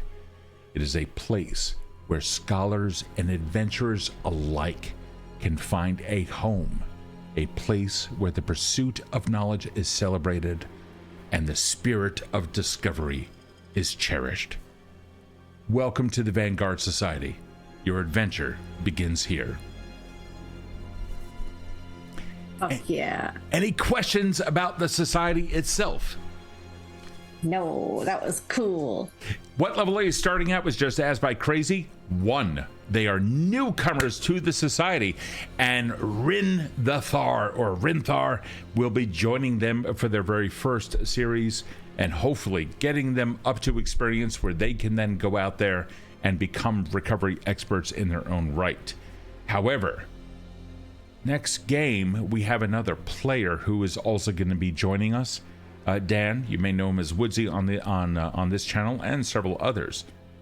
He happens to be out at a wedding, and we wish him the best. So next week we have someone brand new, but we also are not going to be spending our time doing the whole travel thing. Instead, the action is going to pick up in a remote location, a frozen tundra, right after the impact of something that has left many of the surrounding countries very curious as to why the country in which it landed is gathering forces to investigate what this is. And the Vanguard Society is certainly no exception. They ended up responding because of the massive military output of that foreign nation. Before we get into that, though, is there anything left regarding your characters? Now we're going to be talking in terms of out-of-character stuff and whatnot before we end the stream. And again, if you guys have any questions whatsoever, you can ask. Please do. This helps inform the campaign and the characters. As players, any questions about your characters themselves or the character creation process? I have a mechanical question. Yeah. Go ahead, ROFL. What do you got? Oh, I just wanted to point out that Victor had asked a question that we didn't ask. Oh, where is it? Do the characters have any deeper goals past the job? Like, do they wish to travel to certain places for less business and more personal curiosity? Oh shit, where was that? Thank you for that. Oh, I found it. There we go. All right, guys. Thank you so much for that, Josh. I just thought it was a good question. It's extremely good. Thanks for asking it, Victor. Do the characters have any deeper goals past the job? Like, do they wish to travel to certain places for less business and more personal curiosity? Yes, I'm sure, Alvin. What do you got? Oh, yeah. I'm mostly interested in defeating death, So the study of alchemy, applying it mostly towards the defeat of death. Death is awful, Okay. So yeah. There you go. Anyone else? I know we're near an undead kingdom as well. So an undead kingdom? The lost. Oh, the eternocracy. Yeah. Oh. Yeah. Okay. A lot of mysteries there. So. Yes, it's all right. Yep. Let's do it. Yeah. Definitely for Karl at some point, it's his mission to go back home and take care of stuff. So that's back to that's always going to be Mutvia. in the back of his head. Yeah. Oh, hold on here. Hold on. Goals. So Alvin, research and defeat death. Okay. All right. Karl, return to Mutvia, but for what purpose? To use what he's learned to basically take care of what should have been taken care of before the incident. Just out of curiosity, do you know what the incident is? Yes. Okay. All right. Cool. Let's fucking string cheese. That's the only. Okay. Return to Mutvia. Okay. Zora? Definitely see the revenge quest through.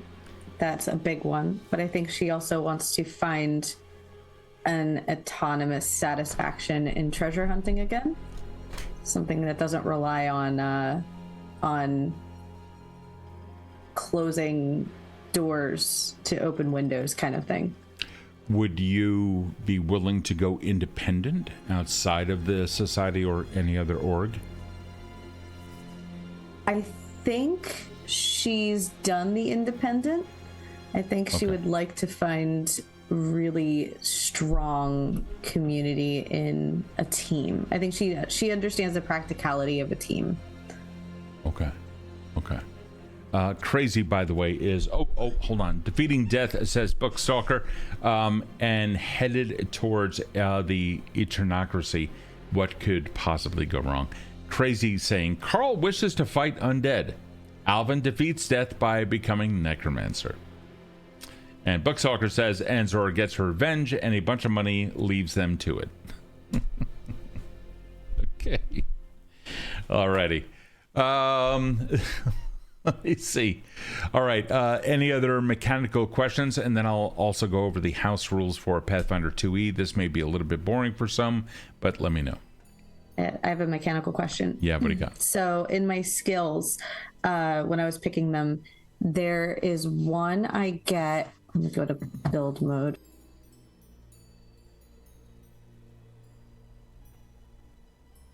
So I get Arcana from Mastermind, and I also get it automatically from Purveyor of the Bazaar, I think is what I picked. It says more than one option has made this skill trained. Does that mean I go to expert from trained? So yeah. You're talking about Arcana. So Purveyor gives you that. You can uncheck the thing in the Mastermind column, uncheck Arcana from that, and then under the Mastermind column, select something else. It's understood within its rule set that you can do that. So yeah, that's not a problem. Because I think I wanted like a double boost in Arcana, but I can do. In order to do that, you then need to gain trained in, or excuse me, if you are already trained, then you become expert. Okay, so that would resolve it. I would just click on it and then check the E. Yeah. So for example, on your character sheet, you are currently trained in acrobatics, Arcana, athletics, deception, diplomacy, but notice we skipped over crafting. We're now going to skip over intimidation. You're not trained in that.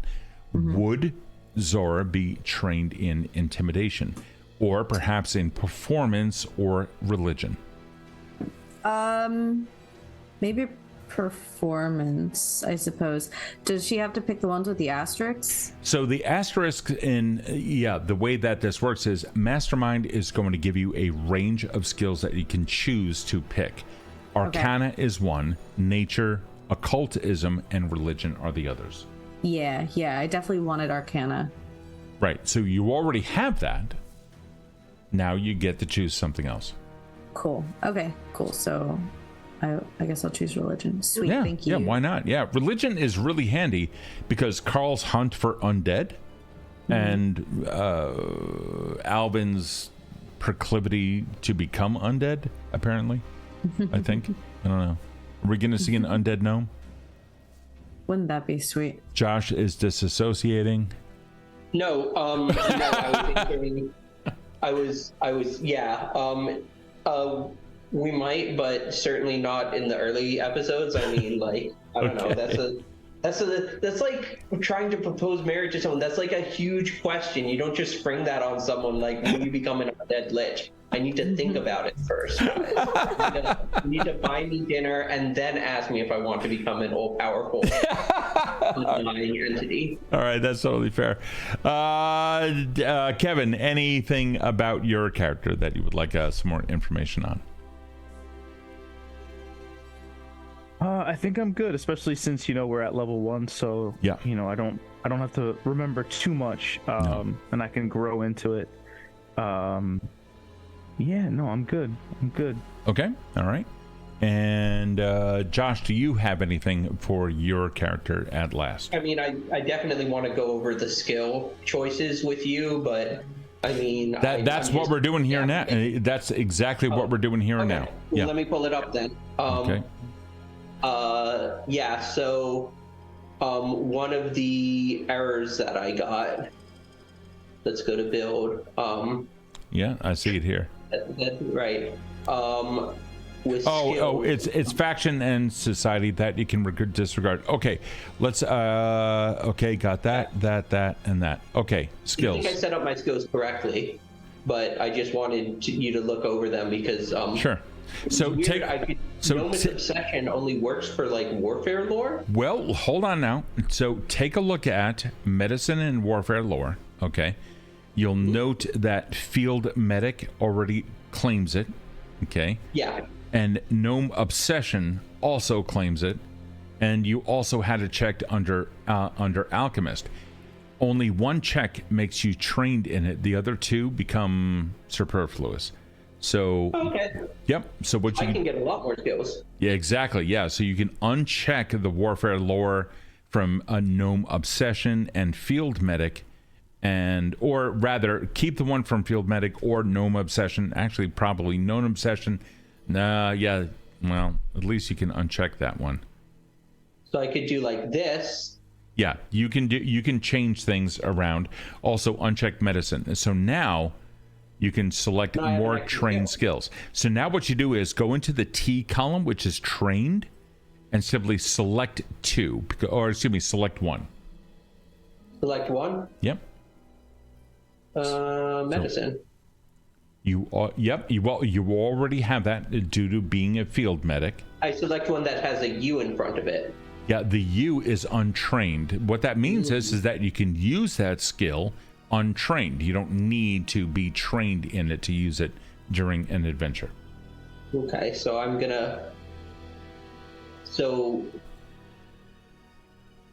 can just click. So click something under the T, which is for trained. Okay. Oh, and there you go. Okay. Yep. There we go. Yep. And now you can do one more.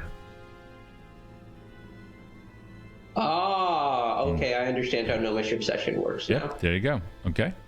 And because Gnomish Obsession really relies on lore or knowledge, you can also, if you look way up above, in the upper right corner, you will then see a plus sign. You can add, I believe, an additional lore to obsess over.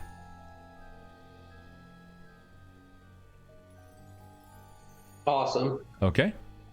Yeah. And that will handle that. I want the lore to be medicine. Yeah, exactly. 100%. You can totally do like an herbalism lore or whatever, and then that would assist you. I assume I'm already obsessed with alchemy. Sure. And certainly you can do that with I'm just going to start adding stuff to your character sheet, and this way you can then pick it out. Nice. Okay.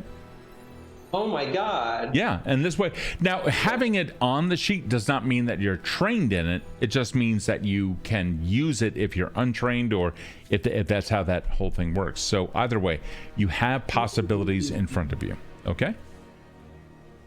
Yep.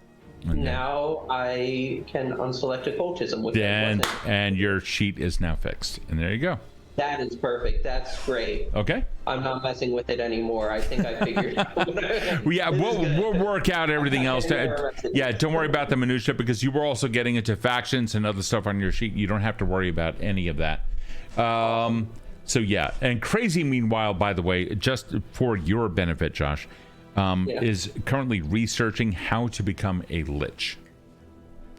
Oh, thank you. Crazy, I'm going to ban you from this channel. Thank you. Steve, I did find a question for you. Yeah, what's up, man?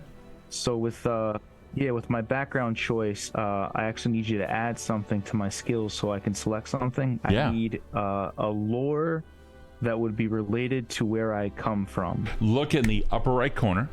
upper You'll right see the corner. plus sign. Okay, let me go. Oh, skills. Yeah, dude. Ooh. All right. Now you see a whole bunch of stuff. So here's the cool part about Pathfinder 2nd Ed. You guys can, at any time within your character sheet, just add skills. At any point, you can do that. So to do that, click on the plus sign. Now, this doesn't mean that you can immediately use them, but they can appear on your sheet. Some will have a U and others will have a T. The U means untrained. This means that your character, through common sense or just some general knowledge, can actually use the skill. Others, such as surgery or whatever, will be assumed that you can't do that, and therefore there's a T next to it indicating you must be trained to use it. So Bookstalker, yeah, there's a there are several resources that are out there that really go over the differences between Pathfinder 2nd Ed and D&D. Pathfinder, the first edition of it, came about when D&D was in its 3.5 phase, and Pathfinder was then called like 3.75, and then D&D became 4.0, and then finally 5.0, and meanwhile Pathfinder kind of stayed as first ed or 1E for a long time. And then just recently, just a couple of years ago, they came out with Pathfinder 2nd Ed and changed a whole bunch of stuff. And so as the paths begin to diverge, they really begin to widen in this one. Pathfinder 5e, D&D 5e, you'll note is the classes are somewhat limited when compared to 5e. 5e has more classes. 5e also has tons of feats, these extra sparkly things that can really make a character unique when compared to others. After all, you can have two fighters standing next to each other. In D&D, there's going to be some differences between them. In Pathfinder 2e, the differences are much wider due to the feats. The feats in Pathfinder 2e are stuff such as ancestries. In Pathfinder 2e, we call them ancestries, not races. You'll also find class feats, ancestry feats, like I said, general feats, and these things, and skill feats. These things really allow you to customize your character. So because of all of the additional options, Pathfinder 2e is considered more crunchy than 5e. But something else that you're also going to note between the two is that Pathfinder 2e really delineates between the different modes of play. Exploration, your typical, I'm going through a dungeon, I come across a door, what do I do? The next mode, combat. Well, you go through the door, and now all of a sudden, now you're in the middle of combat. And then the other one is more of an overland travel or the downtime. And this is when you perform crafting and other things like that. So Pathfinder has a whole bunch of stuff like that. We may or may not use that. What we're more interested in is more of a cooperative storytelling, and so our modes of play may vary in the moment, just depending upon player whim. Another thing that you're going to notice as a difference between Pathfinder 2e and 5e is something that I personally fell in love with: the 3-action economy during combat. So combat rounds, typical 6 seconds, and it's the usual thing that we're all accustomed to. But in Pathfinder, if you happen to be a wizard and can cast a 1-action spell, you can cast 2 of them a turn. Most spells, however, are actually 2-action things, and with only 3 actions in any given turn.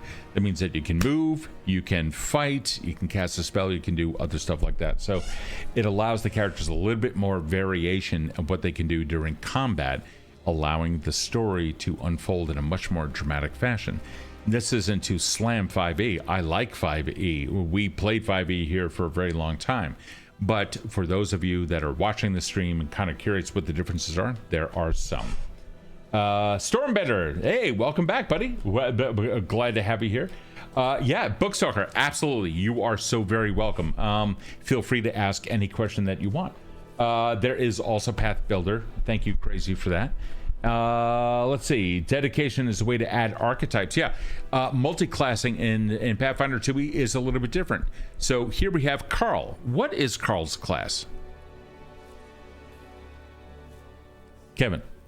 So Karl is a thaumaturge. A thaumaturge. All righty. Yeah, so carries a lot of trinkets on his person, which is why I gave him this superstitious nature. And he basically studies a lot on different creatures, hauntings, and curses, so that he can better protect himself and those around him from those things. Now, you mentioned trinkets. Are you aware that trinket is an actual game item within Pathfinder 2e? I didn't until just now. A trinket is something that you can attach to an item to give it a one-off power. Nice. So a little FYI. Yeah. Yeah, that's cool. Yeah, the word they use, let me look it up, is, what is it, esoteric? Something like that? Yeah, esoterica.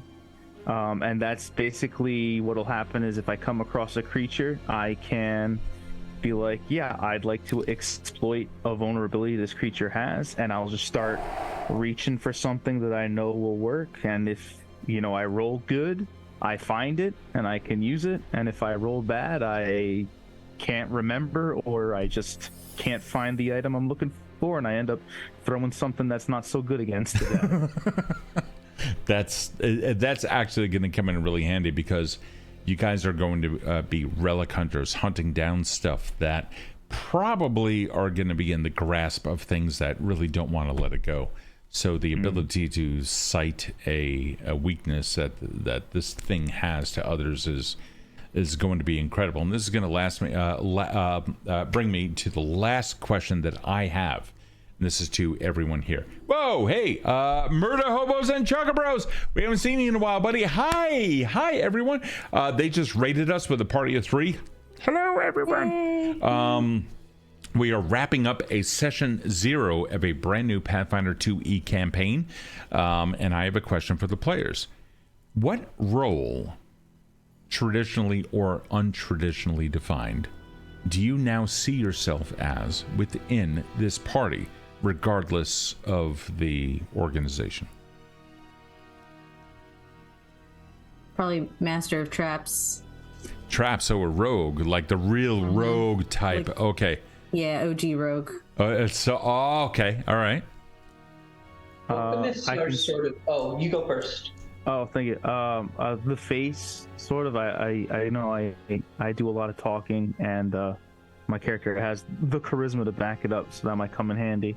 But also maybe in a fight, probably front line / middle line, if we're talking about that. Yeah. Okay.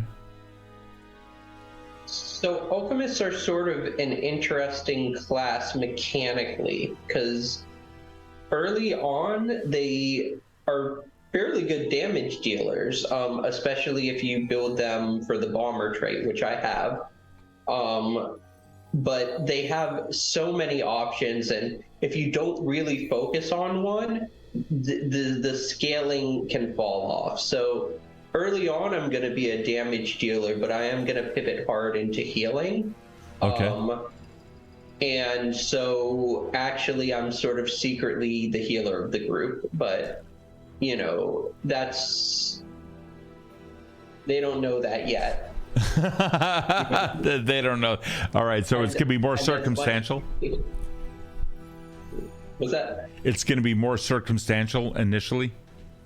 I mean, yeah, you can get really good early healing as an alchemist, as it turns out, and I, loaded int because that affects the creation of anything alchemical. Actually, I wanted to talk to you at some point about how much of that creation you think people would want to see on screen, because it's really just like, it's really crunchy. So there's something I do want to address. Thank you for bringing that up. That's a really salient point. The reason why we are together playing a game is because we're playing a game. It's fun. We want to do it. We like each other. I know each of you. I trust each of you implicitly. And for some insane reason, you decide to join a game in which I'm running.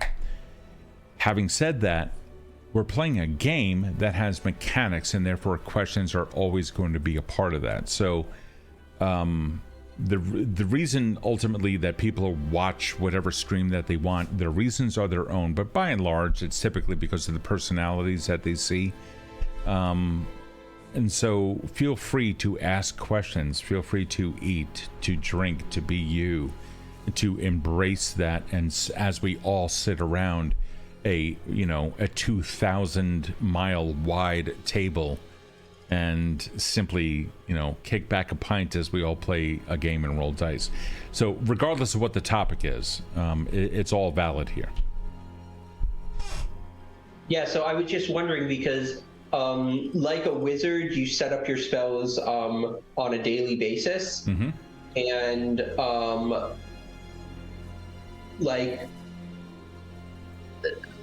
you have to roll to make each item, right? So each potion in crafting, yeah. Right. And I just don't know how much of that people would want to see on screen because it doesn't involve interacting between other characters, and if it happens every single morning, it could get repetitive. So that's also, okay, gotcha. So that kind of stuff can be handled prior. Just make all of your rolls. In a typical TTRPG, we'd all sit around the table during a downtime phase. You would then roll all of your crafting checks, and then we just go from there. There's very little role play, and to your point, it can be crunchy. So sure, prior to the event, you guys wake up in the morning, it's in the society, you roll out of bed wherever you are in the city or out in the field, and you decide to memorize spells. You can do that offline and then just simply come to game with them completely memorized. Or if you happen to have a fascinating way to tell how you came about these things, and you want to relay that information to your fellow characters, by all means, you can do that too right on stream. There's no reason for you not to do that. That's such a good answer. Alvin is an alchemist, so it is a class that you don't have in D&D, but you do have in Pathfinder, and it's very crunchy, but also it's it suited the RP that I wanted to do, so absolutely. I just did it and said I would learn it. Yeah, no, you can do whatever you want, however you want in this. That there's no problem with that whatsoever. So with that, I'm now going to, unless there's any other questions from anyone else. No? Okay. So with that, you guys have now been a part of the society for a little bit of time. You've gone through your introductions. You have already traveled, in some cases, from quite far away. Mutvia is no small distance away from Dretnak, let alone the capital, which is a little bit more east of center. You made your way over here, and you've gained some experience. Karl, you came by way of boat across a bay or by land? Before you hit the eastern lands, Kuldrek and eastward? Land, I would say, for land. sure. Okay. Boats are iffy. If something happens, you're stuck on the boat. So land would be, to him, the better option. Okay. And you are a thaumaturge. Can you give me if your baseline coming out of Mutvia is, I wake up in the morning, I kill a couple of zombies because they were intruding on my camp, and then I continue. What is the peak adventure that you came across in Mutvia on your way out of Mutvia? Okay, yeah. So actually, the peak would be what happened immediately after the incident, which was. I'm so fucking curious right now, dude. I found myself with a difficulty walking due to the fall that I had, went through jumping out of a window to escape things. And I found myself having to basically sneak/fight my way out of a very thick village of what was now the undead in order to get to a remotely safe place in Mutvia to travel the rest of my way out. Okay. Cool. Zora, where were you before you met everyone? Do you know where you were in the world? I would have had to have been west of Dreknock. Dreknock. It's because Drethnock. Dreknock. Thank you. It's easier when I have the map on the screen, like usually. Because I would have met up with Karl, so Okay. in between there and Mutia, I guess. Okay, not a problem. So around the Kultrek area, which then leads us over to Alvin, who was schooled in Kultrek. So thereabouts, you guys ended up meeting and then answering independently or together the call of the society. You then traveled east from there. That absolutely works. Okay. There are a couple of questions out there. Just as far as the classes go, we are looking at a thaumaturge, a rogue, and an alchemist down the way. Woodsy over here, do we know what Dan is going to play as his catfolk? Okay. Do we tell or do we hold on to that info? I mean, it's gonna come up. It's session 0. It's like basic stuff. It is session 0. Yeah, we are kind of hanging around here. So yeah, go ahead. What is it? He's a monk. Yeah. So we're looking at a catfolk monk. And I believe their story involves a shoreline as their initial point of entry into this triad over here. Yeah, the Burly Earl, welcome. So it is Drethnock. What is Drethnock? Deathnock. It is Drethnock. It is not a Germanic country. It just happens to be pronounced that way. And it's in a temperate area. There's really nothing tremendously special about it topographically, but we will learn absolutely more about the country as the characters learn more about the country. Lastly, we find out what we're going to be doing come 1 week from now before we end the stream. The funny thing is I kind of said this before, and I made fun of it, but here we are. As the last echoes of your shared stories fade, you find yourselves in the bustling headquarters of the Vanguard Society. Around you, scholars pore over ancient texts, adventurers share tales of their exploits, and the air buzzes with the excitement of discovery. Rin, your leader, though he prefers to be called mentor, stands before you, a map spread out on the table. His finger traces a path from Drethnock all the way up to the northwest of this section of the continent, to the icy realm of Urunde. Urrunde. That's how it's spelt on the map. Our next mission, he says, his voice steady and determined. A meteorite crashed there. And a couple of curious minds want to find out what it is, why it's important to those people up there, and ensure it doesn't fall into the wrong hands. Pack your gear. We leave at dawn. That's where we will start. Not with the journey, not with the morning, but with you guys standing out in the middle of an icy field, frozen winds biting at your cheeks, each of you staring down into a pit or at the faces of the inhabitants of that region who don't want you there.